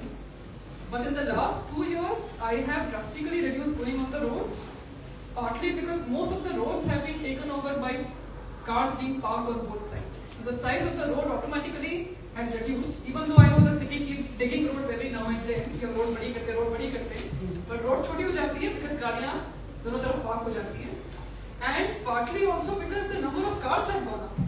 So I live not very far from here, and I used to go to Crown Plaza to gym, and I used to walk there, 2.5, 3 kilometers. But now I can't think of that walk because I'm very scared that somebody is going to hit me from behind. Because the size of our cars has also gone up, right? Earlier it used to be Maruti 800, as you were saying, our aspirational car. Now the aspirational car is an SUV. Whether you are one person or two people, size matters. So you want to show Fortuner, okay, you have a Fortuner, let me get a Mercedes SUV. You have a Mercedes SUV, let me get a Volvo. So we're competing with each other. So how do you see that changing, and how do you bring these people, because I'm still getting over the fact that you cycle here, which is I also think is dangerous. In a city where people drive on the wrong side, where cars don't even look twice before overtaking you, how do you see that change happening, and what do you see as the challenges? I also want you to talk maybe a little bit about, and I know this is a touchy topic, but what do you think the system has to do to sort of build those changes? Because our system also is something that doesn't support cycling. Even though the system has built cycle lanes, but our cycle lanes are also taken over by encroachment or by parking. So how do you sort of see that system responding to, and I know you've been working very hard on this, so maybe you can, I don't know, try and convince all of us to cycle like you. No, see, I think it's a multi-pronged problem. I'm not sure if काफी बड़ा question था आपका, तो I'm not sure if I'll be able to answer everything. But here's how my assessment is. It's been 11 years on this journey, and to be very honest, 2 years back, post the Shark Tank episode, I reflected on. He was on Shark Tank. You can YouTube it. Post the Shark Tank episode, which was kind of the last hope that I was clinging on to. The way people appear on TV, you believe that they actually invest for impact, but I think finally I've accepted the fact that लोग दिखाते कुछ और है और होता कुछ और है. So that was kind of the last hope I was clinging on to, and when things didn't go as I thought it would, it was not about raising funds on the tank, but actually getting inbound interest post the visibility, which didn't come my way, to be very honest. And that's when I finally accepted the fact, because until that I was all optimistic, all hopeful. My journey started by meeting the Chief Minister Narendra Modi. So I thought that मैं एक कदम लूँगा, सरकार 2 कदम लेगी, but वहाँ पे भी उल्लू बना.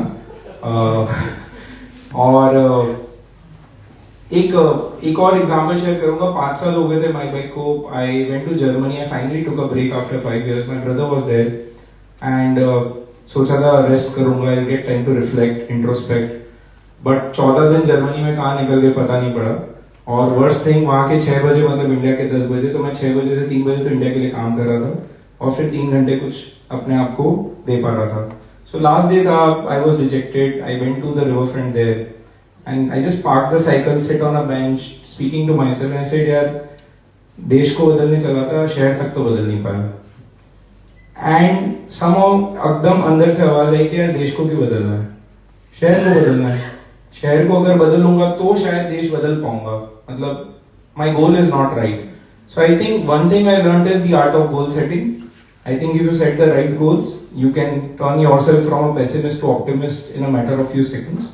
That was one thing I thought I should share with you. Coming back to post Shark Tank, when I finally acknowledged that I have done the best I could. Matlab, if I genuinely ask myself, I think my bike has done the best it could in realizing its vision. But there are some things that are not in my control. One is weather. I can't do anything about it. But this is something I knew even when I started my bike. My thought process was that while weather is not in my control and I can't worry about it, infrastructure is. If the infrastructure can be designed to make the weather more bearable, people will cycle. And so my hope was that if I am able to prove the government that there is some critical mass, because जब my bike start किया मेरे को कभी नहीं लगा कि cycle lanes are a prerequisite. See, let's be honest, जब BRTS का phase 1 आया था, cycle lanes बनी थी. They didn't turn out well for a lot of reasons, including a flawed design and the fact that cycle lanes will never work in piecemeal. It has to be a network of cycle lanes in one go. Just आप 5-10 kilometre का टुकड़ा बना दो, that's not going to work. But I always felt that the roads in Ahmedabad, at least West Ahmedabad, have always been. See, we are blessed. Let's be honest. I have been to a lot of cities. आप बैंगलोर जाओ, आप भाग के आ जाओगे.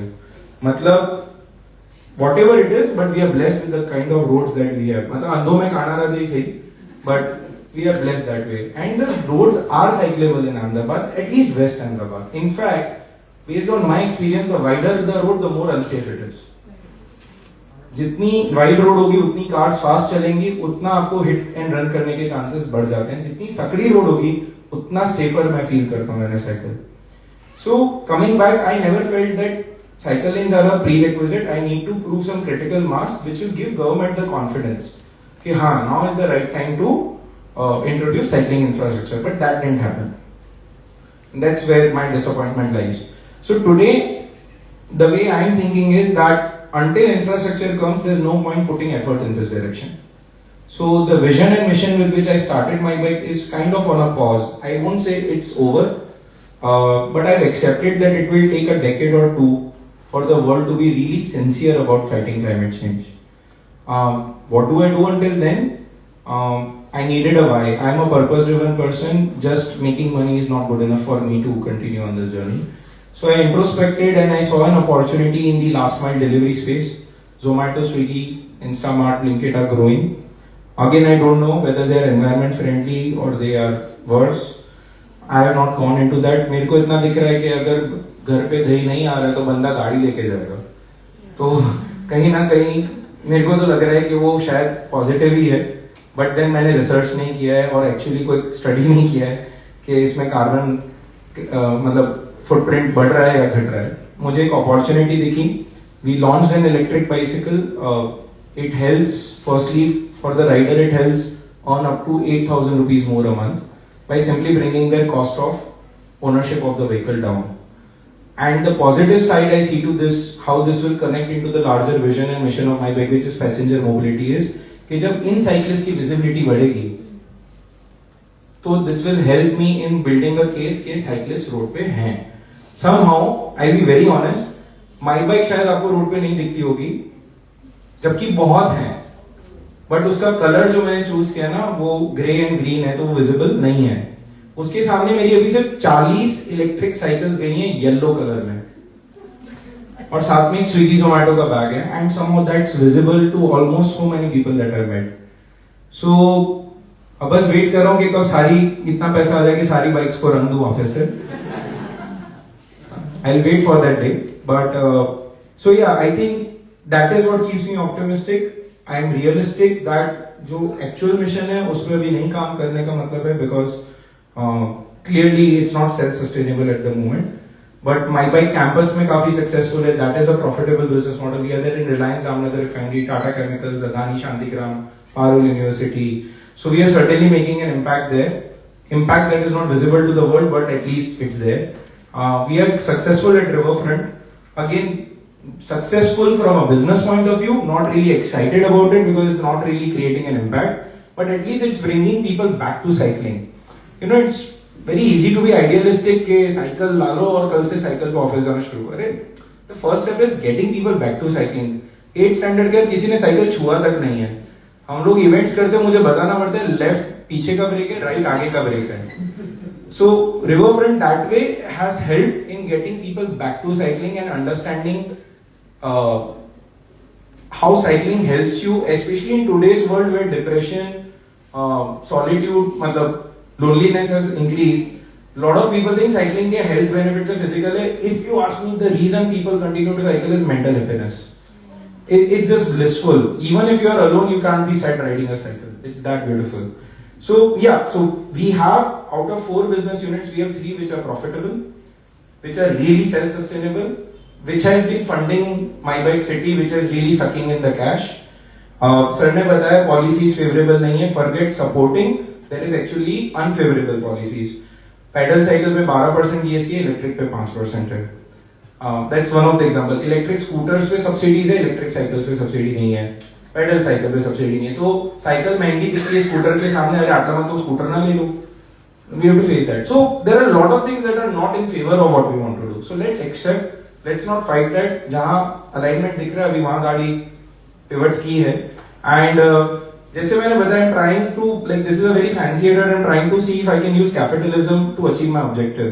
So if I can get too many Zomatos and Swiggies on the road, maybe I can ask them कि यार government को push करो डेडिकेटेड साइकिल के लिए, आपकी डिलीवरी फास्ट हो जाएगी. वो हो गया, फिर मैं मेरा काम निकाल लूंगा. So very wishful thinking, but that's what keeps me alive. Spoke like a true entrepreneur. That no matter what happens, I'm gonna find a way to get in. And I love your optimism, by the way. I love the fact that, because I know him quite well, I know the kind of struggles he's going through to run the business. And the fact that he still cycles, and not just that, I also want to highlight, he has a page on Instagram called Cycle Dad. And I think that's also a very good example where a lot of us are very protective of our children, so we are scared of even making them sit on a two-wheeler.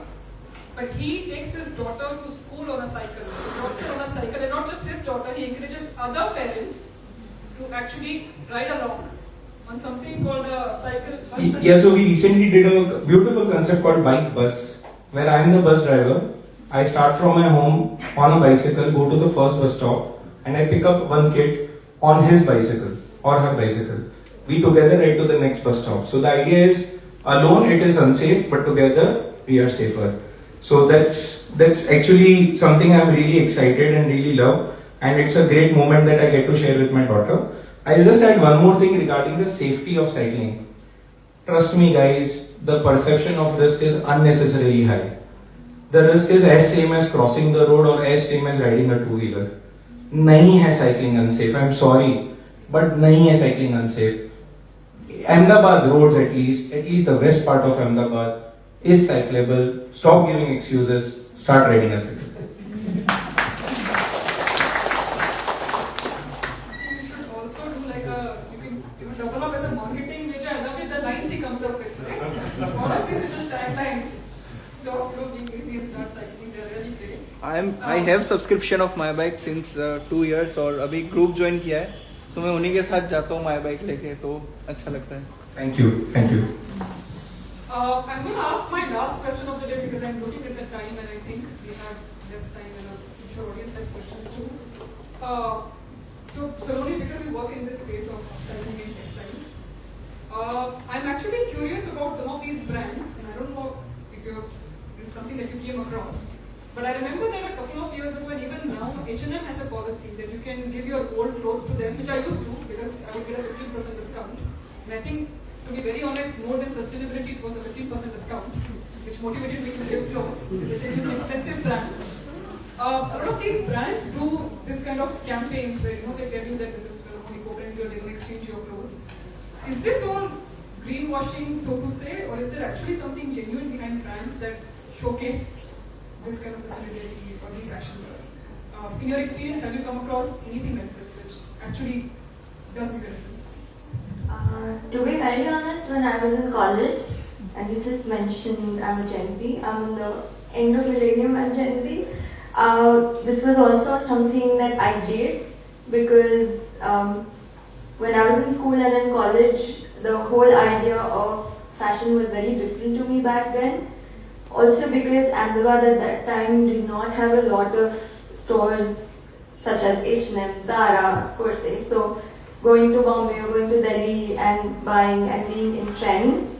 However, I don't think I've ever followed trends, but it was always that thing that, oh, something new, something appealing, you go buy it. And I myself have given so many clothes to H&M with a 15% discount.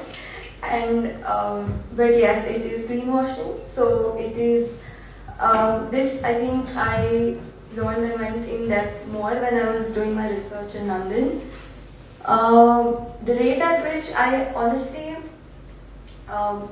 wouldn't want to go much into the detail of greenwashing, but I think against that, the rate at which the garments being produced and being put out in the name of collections and trends is extremely alarming, because the rate at which you make your garments is the rate at which you also produce that much of waste that goes into making the garment. So overall, and also new trends coming in, you start disposing the garments that you already have. So it's like against one garment you are disposing of cuts, you're disposing the current garment, and you're also buying in new things. So there's like a extremely fast cycle that goes into just disposal and consumption, and nothing that you actually hold and nothing that sustains. So I think the rate at which the garments are being made is too fast, too quick. And I read this data also somewhere that we have enough clothing today to dress the next 6 generations. Yes, we do. Yes, we do. That's true. So the whole idea behind Saloni Jewelry is also to make clothing which basically connects you to the garment and is emotionally durable. So if you have a product, or most of you might have like one product or one textile piece in your cupboard which doesn't fit you, which you don't like, but probably holds a lot of emotional value. So I think something that is not a mind-led decision but a heart-led decision, I think will motivate you to hold that longer, and that will sustain. So that is, I think, sustaining sustainability for me. For those who haven't, if you go outside after the talk series, on the left side you will see 2 of the textile pieces that she's created, and what she's wearing, but if you're sitting in the front, then when she gets up, eventually see her back. You'll actually see the textiles being sewn together, and it's harder to upcycle because it's textile piece doesn't mean bada kapda, right? You have smaller pieces. She's done a very interesting job, and I also think with her, it's exactly what Shipal Bhai was saying, where she can't mass produce anything standardized, because whatever you're dealing with, it has to be customized, because the textile based pieces are probably also in different shapes and sizes. So very, very happy about the work that you're doing, and the fact that you're actually making sustainability sustainable. At this point, I'm going to open the stage to questions. Can we have somebody carry the mic? And make sure your questions are brief.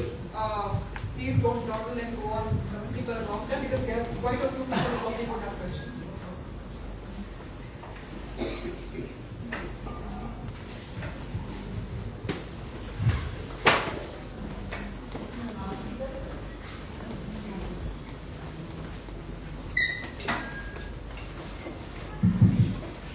Yes, hello, good evening, namaste.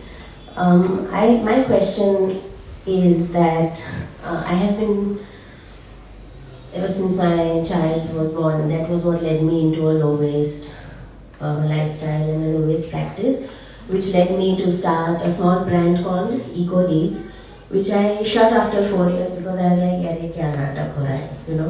This is not going down the way I had thought.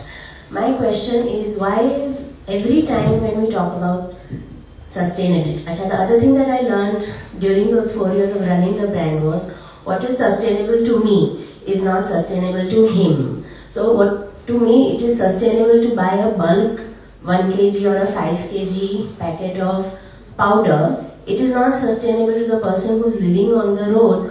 Usko wo pouch he suit होगा, 5 रुपए का shampoo का pouch. That is true sustainability according to me. My question to all of you is, why is it that always it's the consumer who is wrapped for his practices? Why aren't we questioning the government? Why is the government not questioning the organizations? Why are they creating the demand? Right? Why are they giving the supply? My question is that it is extremely irritating. Why do I have to go to the market and look at 90 packets of biscuit when I would rather buy Chutak mein biscuit? My options are very limited. So when do we start questioning the right people? Is my question to all of you. Big question. Who will be?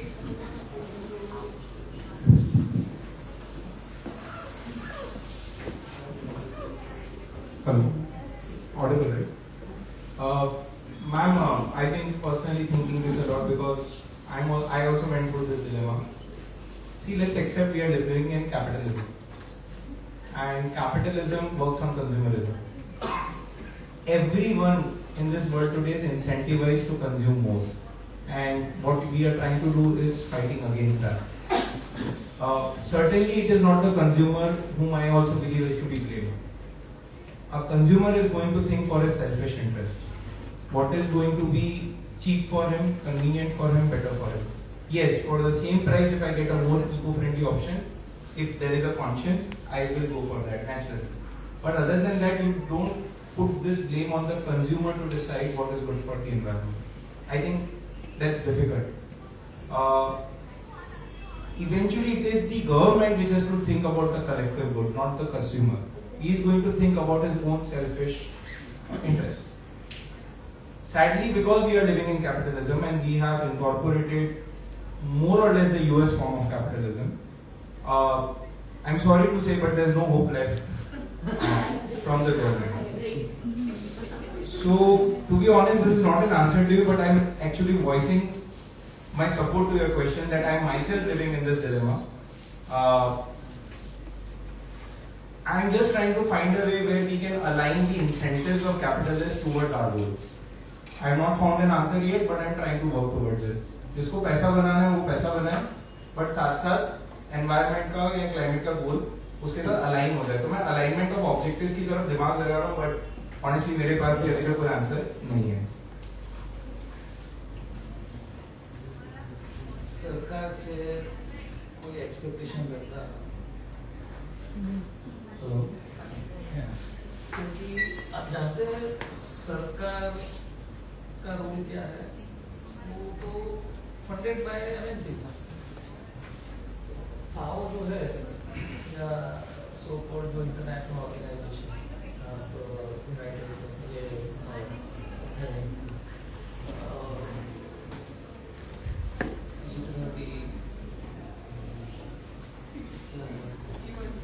United nations हो गया, तो सारे funded by MNC.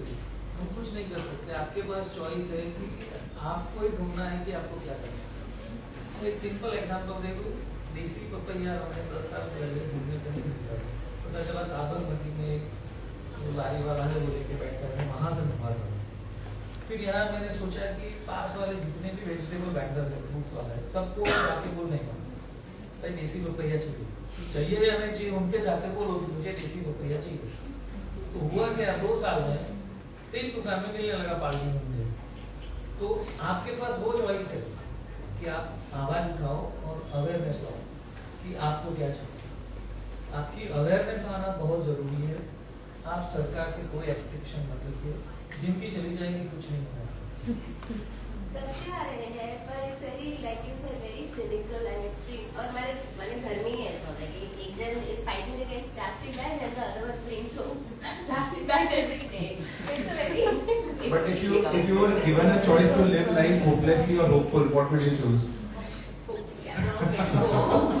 So what option do we have, right? But yeah, I think I just add to it that whatever sustainable choice you make, don't just make it. You have to shout it out loud and inspire others. Please do that. I think that will give a lot of people who are sitting on the fence to come out there and express along with you. I think that's the only way I see to bring about this change? So one of the reasons I'm just going to add, I know I'm not technically a speaker, but one of the reasons we wanted to have the talk series was exactly this, that a lot of the times we don't have opportunity to come as a collective. So all of us are taking individual actions and we wanted to talk about those actions. But we also realized that those individual actions, those individual voices have to come together to even voice our concerns to somebody else. So if we want to, let's say, write a letter to the city government, if we want to write a letter to, let's say, the city government, or if we want to petition the government that, okay, don't build Chandola Lake the same way you built Kazrapur Lake. Right? Now we have plans of developing another lake, which we don't even know what's going to happen, whether there's going to be more concrete in it. The only way it can happen if all of us can come together and do something about it. And the very idea of Ahmedabad Parlons is exactly this, that can we at least come together, talk to each other, voice with each other. And I think honestly, listening to all our 4 speakers today, whether it is about textiles, whether it is about lifestyle, whether it is about cycling on the roads or growing your own food, I'm sure all of you will also walk away with a little bit of more sense of something that you can do. So I think that's the answer to your question. I know it's not exactly an answer, but the idea is that individual actions do add up. And if they don't add up, then all of us can add up together and, sort of push the parts, whatever the parts that could be, whether it is city, whether it is state, whether it is your own board, and maybe take some action. Are there any other questions? We are running out of time, unfortunately, which is what I'm going to ask.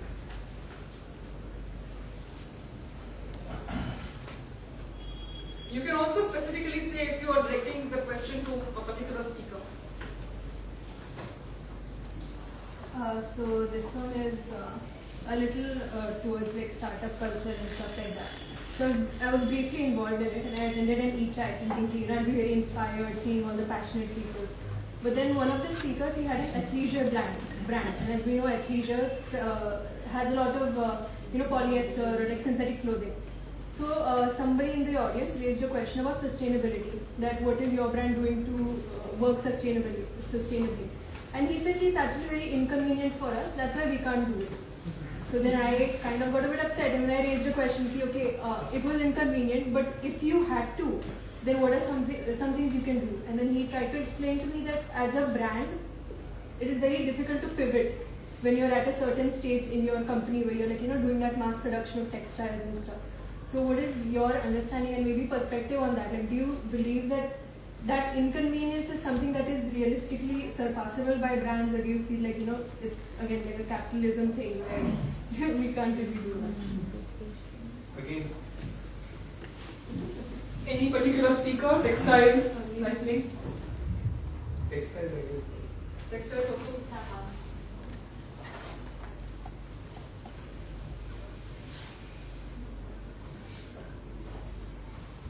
I think it just boils down to, is it a choice or is it an option? So it's a very personal thing, it's a very small thing, and it's very fine line between a choice and an option. And the decision that you make regarding that, I think, is like the smallest dot in your question. I think I will. See, it all comes down to your purpose of starting a business. That guy clearly from the answer you're saying sustainability is not on his agenda. He wants to make money and that's absolutely right for him. That's not on his agenda. For me, I can say that for me, diluting my bike from its vision and mission, which I just narrated, was a big decision. And for me to continue on this journey, I again needed a why, which I think narrated that when I decided that city is not working and I need to find a new direction till infrastructure comes in place. So it all comes down to purpose, and of course if you want to stick true to your purpose, it's going to be difficult. You need to figure out how you will survive that. As I mentioned, I was lucky to have had a father who supported me not only financially but morally. I clearly defined a risk appetite before I started my bike. I was prepared to lose my opportunity cost. I certainly made sure that I don't sacrifice my father's life savings starting my bike, and I've tried to ensure it stays that way. So you need to be very clear about your risk appetite. You need to be very clear about your purpose of starting entrepreneurship. look at my bike as a means to solving my eventual purpose, which is fighting climate change. It could be entrepreneurship route, it could be an NGO route, it could be anything. I chose entrepreneurship. So yeah, if you have the fuel to stick to your purpose, because it's going to be a tough journey, you can continue to be on that journey. Don't compare yourself के मेरे friends कहाँ निकल गए या क्या हो गया, because eventually अगर वही compete करोगे आप तो उस दिन हासिल भी कर लोगे, लेकिन आपको realize होगा जिस purpose के लिए start किया तो वो तो achieve नहीं, उस दिन भी दुखी होगे. So I don't know if this helps, but like this is how I think. And I'm just happy at least he was honest. Whoever the entrepreneur was, instead of pretending that I want to be sustainable, at least the person was straightforward. There's a question here and one at the back. Yeah. Sir. Oh, let's take one at the back. Western countries में वैसे ESG initiative काफी होते हैं, उनकी ranking भी है, ऐसे system भी है. ऐसे कुछ सिस्टम यहाँ पे हो सकती है, या फिर ऐसा भी हो सकता है कि कुछ गवर्नमेंट जैसे और इंडस्ट्री स्टार्ट करने के लिए लाइक कुछ इंसेंटिव देते हैं, वैसे ही कुछ ऐसे सस्टेनेबिलिटी के तौर पे कुछ इंसेंटिव हो, कुछ ऐसी रैंकिंग हो, जैसे वहाँ पे कॉर्पोरेट सोशल रिस्पॉन्सिबिलिटी की रैंकिंग होती है तो उनको गुड प्रेस मिले, ऐसे भी कुछ इंसेंटिव हो सकते हैं. वो होगा तभी मतलब वो एंटरप्राइज उस साइड पे होगा, क्योंकि इंडिविजुअल लेवल पे हमारा उतना कार्बन फुटप्रिंट है नहीं जितना कंपनीज की तरफ से, और जब तक उस साइड पे फोकस नहीं होगा तब तक हाँ सप्लाई और डिमांड का है कि जब तक हमारे तरफ से डिमांड होगा तब तक वो ठीक है, लेकिन जो इम्पैक्ट वहां पे अगर एंटरप्राइज खुद लेगी और उनकी तरफ से इनिशिएटिव होगा तो वो टॉप डाउन अप्रोच से भी अच्छा होगा. तो कोई इंसेंटिव हो, ऐसा कुछ स्ट्रक्चर हो, वो भी एक ऑप्टिमिस्टिक मतलब देख सकते हैं. Answer to him. Sure. Yeah. Thank you. So I think let's talk about the hope and positivity. We just talk more about that, what are the difficulties are. Then I think there is a hope. There is a BRSR compliance already started just 1 year back. It calls a business responsibility and sustainability reporting. Top 1000 companies has been asked mandatory to show their carbon footprint and water footprint. Eventually those footprint will be converted into the balance sheet, and that will create the valuation of that organization. If they don't do, I think they will out of the competition. And not only those companies, but also the supply chain of those companies that will also have to follow this mandate. So I think that has started. There is a huge hope. So I think what you are talking about. I think let's be that hopeful that we have a great future for what we are struggling around it. Thank you.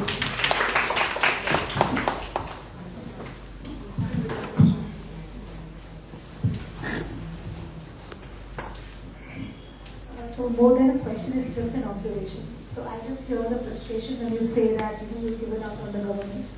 I just have a point to make that governments are elected by the people of the society and to fulfill the aspirations of the society, right? They will never take decisions to offend the society as a whole because they want to be in power even if they want to do good. So I think as individual one may lose frustration, but as society, when we will demand change, and collectively, then more than policy, it is a public will that will bring the change. So not to lose hope, but like be united and demand a change. I think that's what will bring the change. That's it.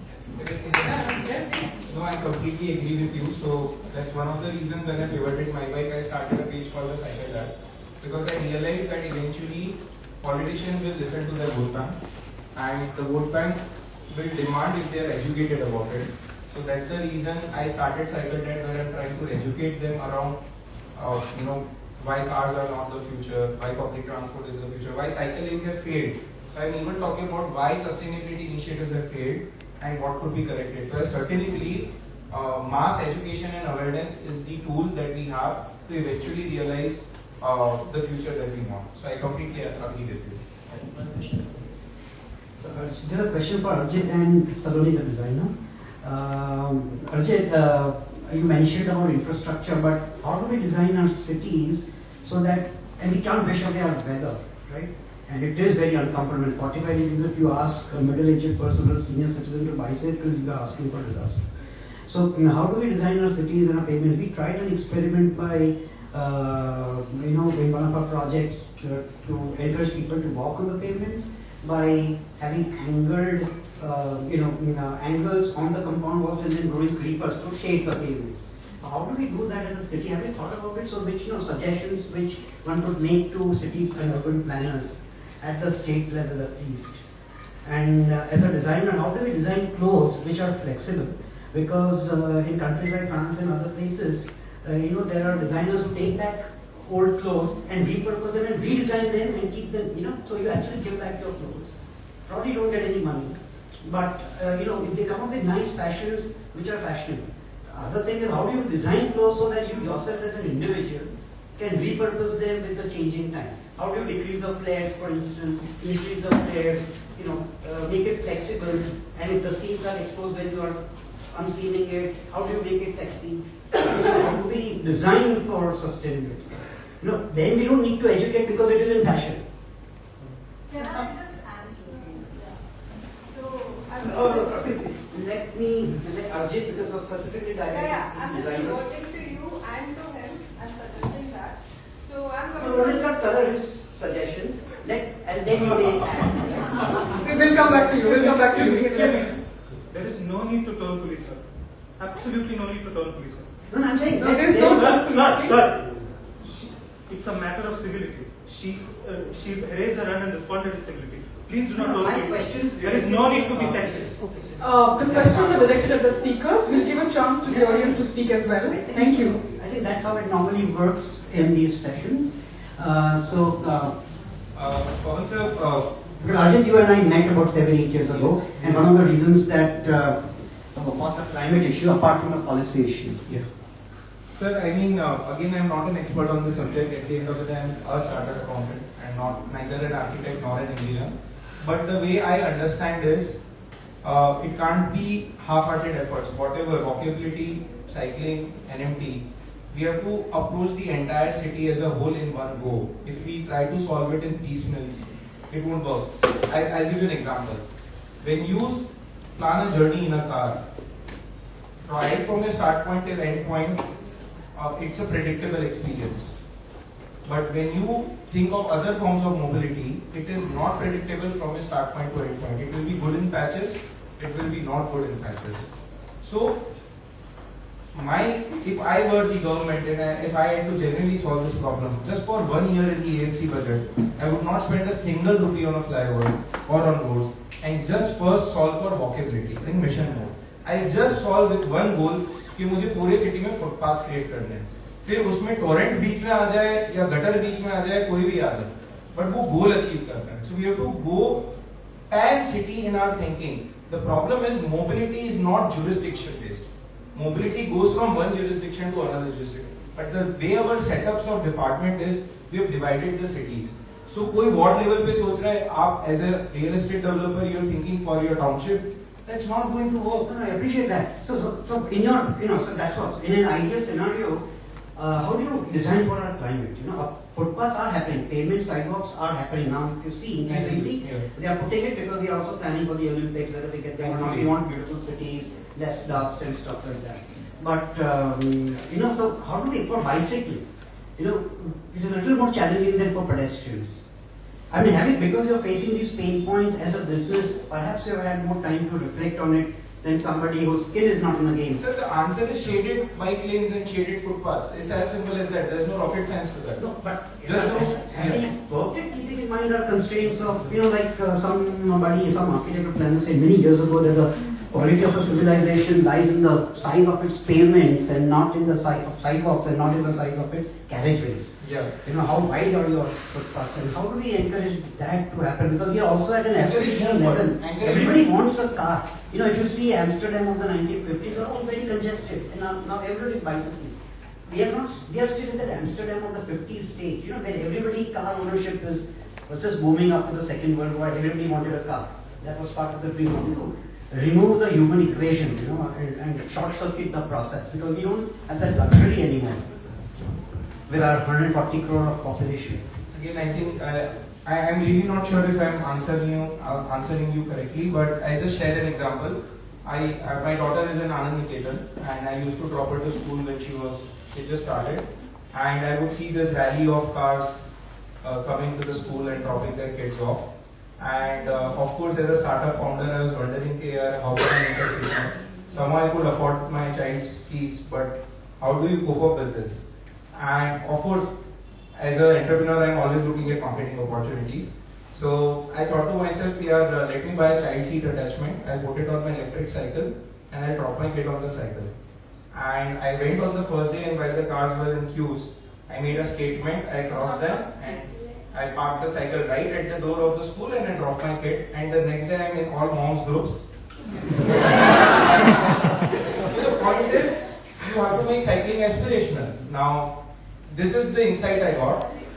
And funnily, when I built this electric bicycle, because मैं 8 साल तक ये दिमाग लगाता रहा कि मैं लोगों को सबसे सस्ता प्रोडक्ट, सबसे कन्वीनियंट प्रोडक्ट, सबसे अच्छा प्रोडक्ट कैसे दूं, तो लोगों को उसमें इंटरेस्ट ही नहीं है.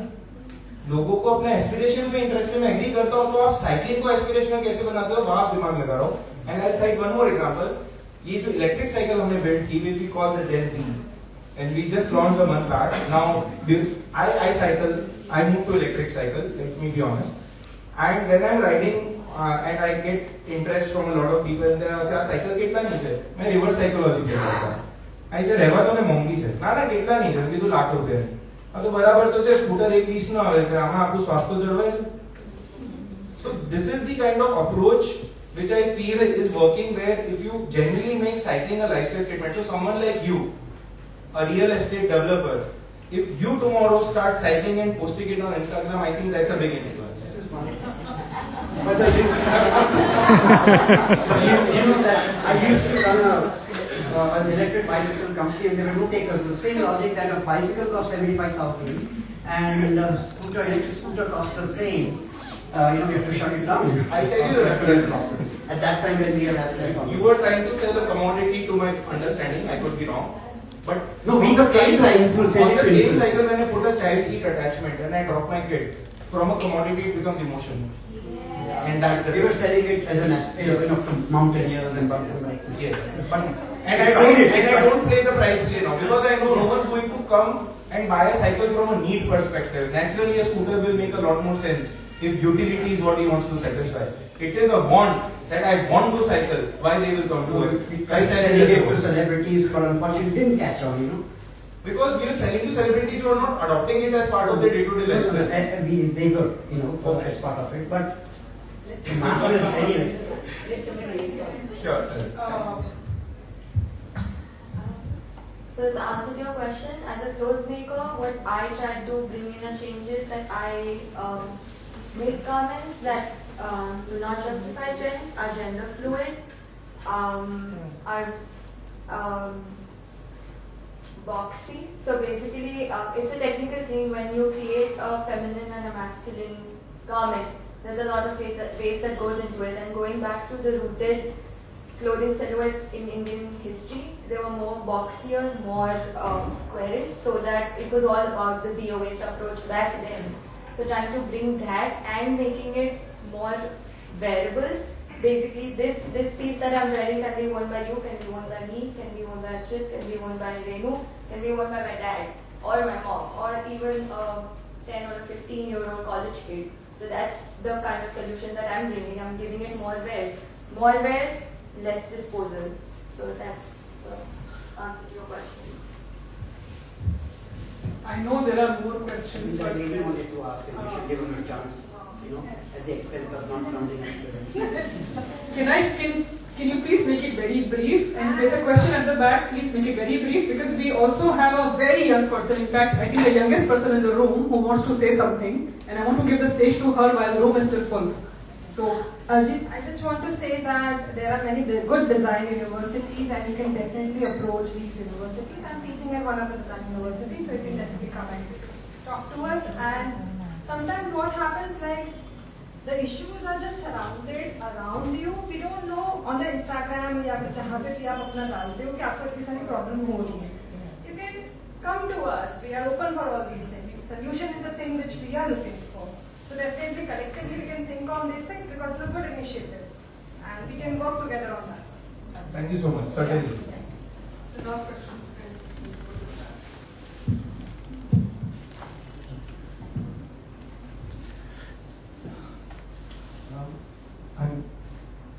my question is to all of you and all of you. How do you deal with AI, Ahmedabadi intelligence? Yeah, like so. A clear example of that would be like Remo जी ने बड़े साक्षर रूप से कहा phone बंद कर देना. There were 7 phones that rang. उसके साथ so this is one example of like the whole thing. This sense of complete absence of civic responsibility and civic respect. How do you deal with that? In terms of whatever your individual missions are. કે ગુજરાતીમાં કહેવત છે ને આપણે તો એવા જ છીએ. So I'm very interested in knowing that with in light of analyzing class, like it's very easy to talk all that we are talking in this building. Don't discount the colonial factor as well. In the fact that I'm conversing to you in a colonial language, in a building that also teaches a colonial language. And when you look at how wealth was transferred, the wealth which makes it possible in Europe to have infrastructure and traceable products. So yeah, how do you deal with Ahmedabadi intelligence? Very loaded question. How do we deal with people driving on the wrong side? I think that sort of encompasses all of that. Any ideas on this?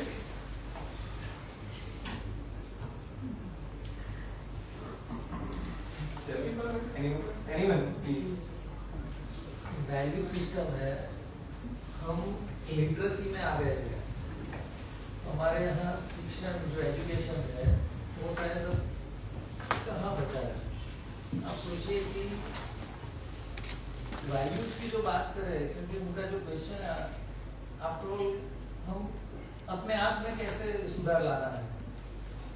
तो वो हमें ये जो हमारा macro education system है उससे बाहर आके अपनी जो भारतीय शिक्षण व्यवस्था की सिंपल एग्जांपल है कि 10-12 साल का गोपालक का लड़का है, शायद 100-200 गायों को संभाल लेता है. और एक जिसने एनिमल हस्बेंड्री में PhD किया है वो 30 साल का बंदा है, 2 गायों को नहीं संभाल पाएगा. तो वो एक आप सोचिए कि ये सिस्टम में क्या है. दुनिया की सबसे बड़ी नदी कौन सी और डैम कौन सी इंफॉर्मेशन हमें पढ़ाई जाती है. गेहूँ कहाँ ज्यादा होते हैं वो रटाते हैं, पर कैसे ज्यादा होते हैं वो कभी नहीं सिखाते. तो जो वैल्यूज है वो अभी शिक्षण से नहीं है, ना माँ बाप को टाइम है. तो समाज को ये सोचना होगा कि हमें किस दिशा में जाना है और क्या कहाँ टाइम का फोकस करना है. Those very, very, very wise words from Shipal Bhai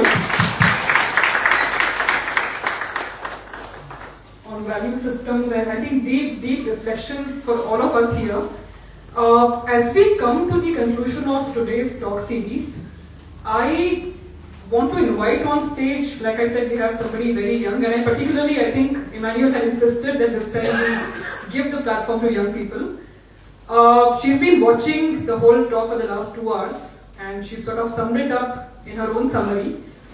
And this is sort of the way forward for us, the future for us. I'm going to invite this girl who's studying in grade 12 of Delhi Public School. She's just 17.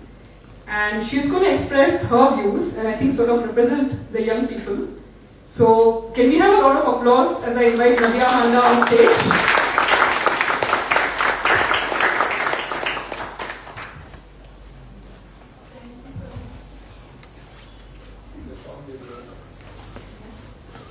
Thank you, Ms. Renu, for the wonderful introduction. Today's talk series was very insightful.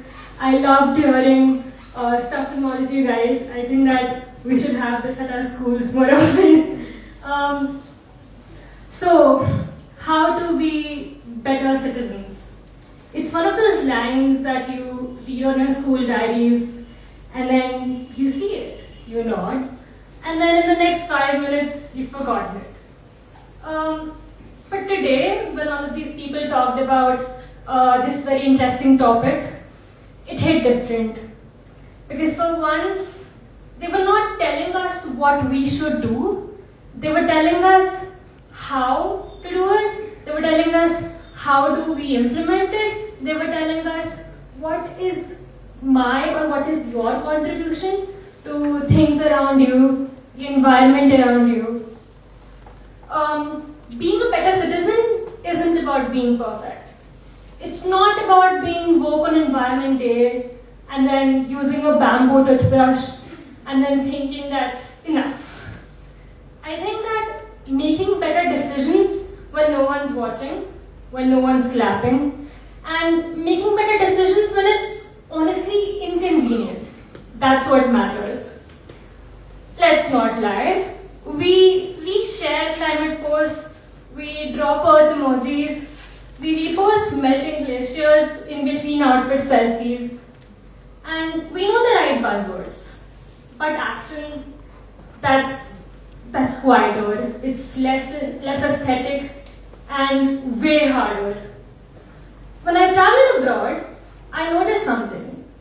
Wherever you go, there are separate bins for plastic, food waste, even batteries, and that too on regular streets. They don't make a big deal about it. It's quite normal. And I'm not saying that everything there is perfect and we just copy paste everything from there. No, they're not perfect. But we can definitely take notes and we can take things that they do best and start implementing it in our homes, in our communities, start local, start with our cities, start with the country, and then maybe the world. Because here's the real deal. Sustainability, it isn't a Pinterest board. And it's not, it's saying no to over-ordering because of some deal, because of some sale. It's wearing the same outfit twice and proudly. It's telling a society group to start a composting bin and then even if it fails, try again. It's fixing what's in your hands, your home, your voice, your feed. Ahmedabad doesn't need a revolution with banners and loudspeakers. It needs 10 people doing smallest things consistently and imperfectly. It's like speaking up if someone throws a wrapper in the river, or like starting a book exchange corner. We're reusing what we already own, right? It's like being that person who turns off the lights and fans when everyone leaves. Today, I learned that being a better citizen isn't just about responsibility. It's about awareness.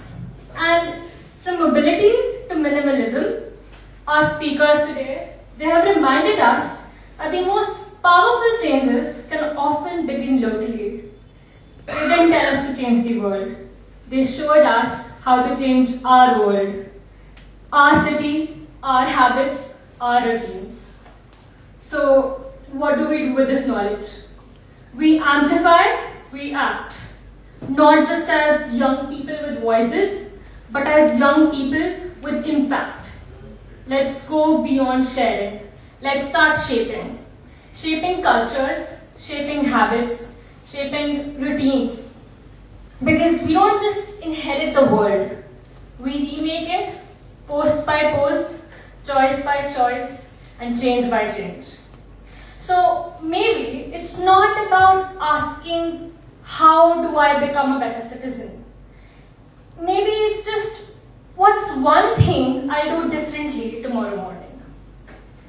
To our speakers, thank you for not just giving us answers, but the spark to care louder. And thank you to the organizers of Ahmedabad Parlons for giving me a space to speak and represent the youth. And to everyone here, whether you're 16 or 60, we don't need a few people doing sustainability perfectly. We need millions doing it imperfectly together and change the world. Let's start small and never stop. Thank you.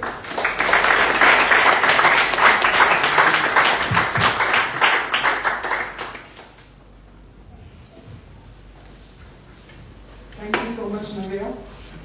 I think when we started the talk series, both Emmanuel and I began with a lot of pessimism and a lot of feeling of doom of whether we're going towards a world where everything is going to get hotter and warmer and there'll be nothing left to do. But thanks to our speakers today and the audience and the conversations we've had, I for one at least feel a little more hopeful about the world, even though I know there's a lot of privilege that I'm talking about this with. But I still feel that change is possible. Before we wrap up the day, I want to officially thank the speakers. We have small gifts for them as tokens of our appreciation. I'm going to actually ask a few people who have made the talk a success to come forward and sort of hand it over to the speakers. Emmanuel, can I start with you?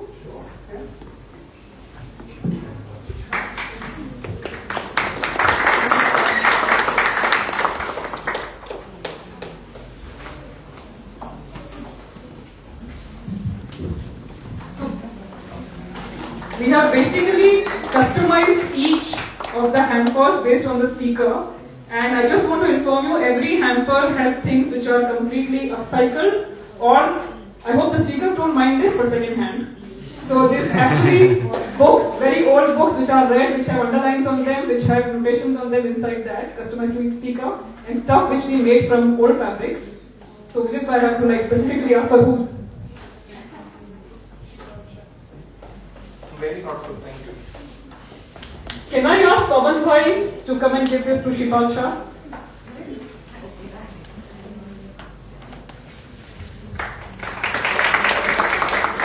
For those who don't know, Pawan Bhai is the architect of this wonderful building. Sorry, the terms I get confused.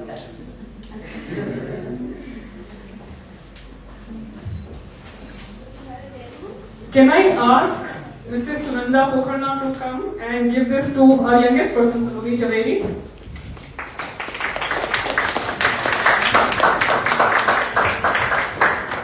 This is, by the way, nepotism at its peak because she's my mother. But I'm going to ask Kanjan to come. Kanjan, by the way, is from the Alliance Francaise. And he's been the person I have been basically calling and pestering, or rather, I think both of us have been calling and pestering each other for the last 3 weeks, to Saloni.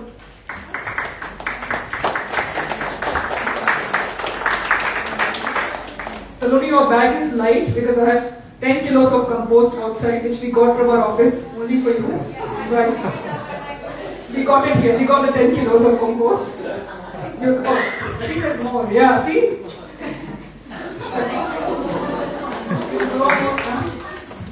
And I think the last one for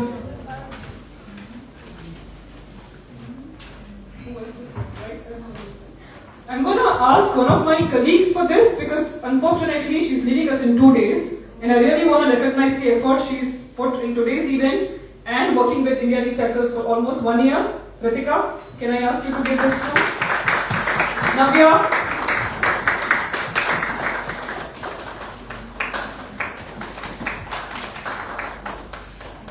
So we keep this a little informal, which is why we don't have them coming here posing, taking 10 pictures, just FYI. I'm going to close today's talk with a few, again, housekeeping remarks. One is that if you're coming back tomorrow, like I think Udit was pointing out, please keep your phones on silent, because today even I heard, I think, at least 8 to 10 phones. So if you're going to start with better civic duty, I think we start right from here. Tomorrow's talk series will also start at 6:45, so please take your seats by then. It was me, 6:35. Sharp. Please. We have 4 speakers tomorrow, and they're going to talk a lot about not just water but also city, because today's session was geared more towards the personal. So the idea was we talk more what we can do at our personal level. So a lot of your questions about what do we do as cities, as government, how do we write a letter to the government, how do we protest, how do we actually make things happen with the system will be answered tomorrow. We have a very big firebrand activist, Dr. Mansi Bal. We have a marine biologist and activist, Dr. Dipani Sutaria. We have a lot of doctors tomorrow. We have a sustainable expert, Dr. Risha Roy, coming from Anand National University. And we have one of the speakers who was here today, Sahil Patel, who's worked a lot on the Thol Lake and restoration of other city lakes. So I think if today gave you a flavor of what you can do at home, tomorrow is more about what you can do outside your homes. Before we close, I just have two more requests to make. We have two displays outside. One is actually a lot of second-hand garments which are in perfectly good condition but taken as donations. If any of you want to buy, feel free to do that. This is also to encourage people who sort of don't like buying second-hand, because in India we have this idea that second-hand is purana ya ganda ya kisi aur ka pasina hai ya unhygienic hai. So I want you to break that barrier if possible and start trying on second-hand. We also have another display of air coolers and water bottles and umbrellas that you will see. That is where we are trying to sort of make a difference for the other half who don't have access to cooling devices. And I know it's easy for us to say that, aren't you promoting air coolers, and that's not really sustainable. But it's not something we can answer because all of us are sitting here in an air-conditioned room. We probably will take air-conditioned cars to our air-conditioned homes or air-conditioned cafes. So the least we can do is to make summer bearable for people who don't have access. There's a QR code, feel free to donate as much as you want, the more the better. Thank you so much for being an absolutely wonderful audience, for your questions, for your comments, for your, like I said, we always have an audience which is very aggressive. So to actually, keeping us well. I'll see you tomorrow at 6:35. Right? Sure. Thank you so much. Guys, just 1 second, I'm gonna steal the last call as I always do, I'm so sorry. Thank you so much for coming for this wonderful event. As ma'am rightfully mentioned, we are having another talk series tomorrow featuring the same name. I hope to see you all at 6:45 sharp. Okay. And we'd love to invite you for this kind of events. At our sponsors, we create this kind of events available for generalized public. So please come here for more and more events. If you have such ideas, our space is available for generalized public. We also have chai outside, I forgot. Yeah, we have a chai outside. If you want to talk more to speakers, hopefully they'll stay. Or if you want to cycle back with him, you can get chai or before you go back. Again, as I was mentioning, we do this kind of events very often. It's very easy to follow us on Instagram. You will get ideas about which kind of events we do. All the events which we do is free for general public. So again, I would like to invite you all for the same. For the language, for the love, and for the partnership. Thank you so much. This is what we are doing for last 40 years. Thank you.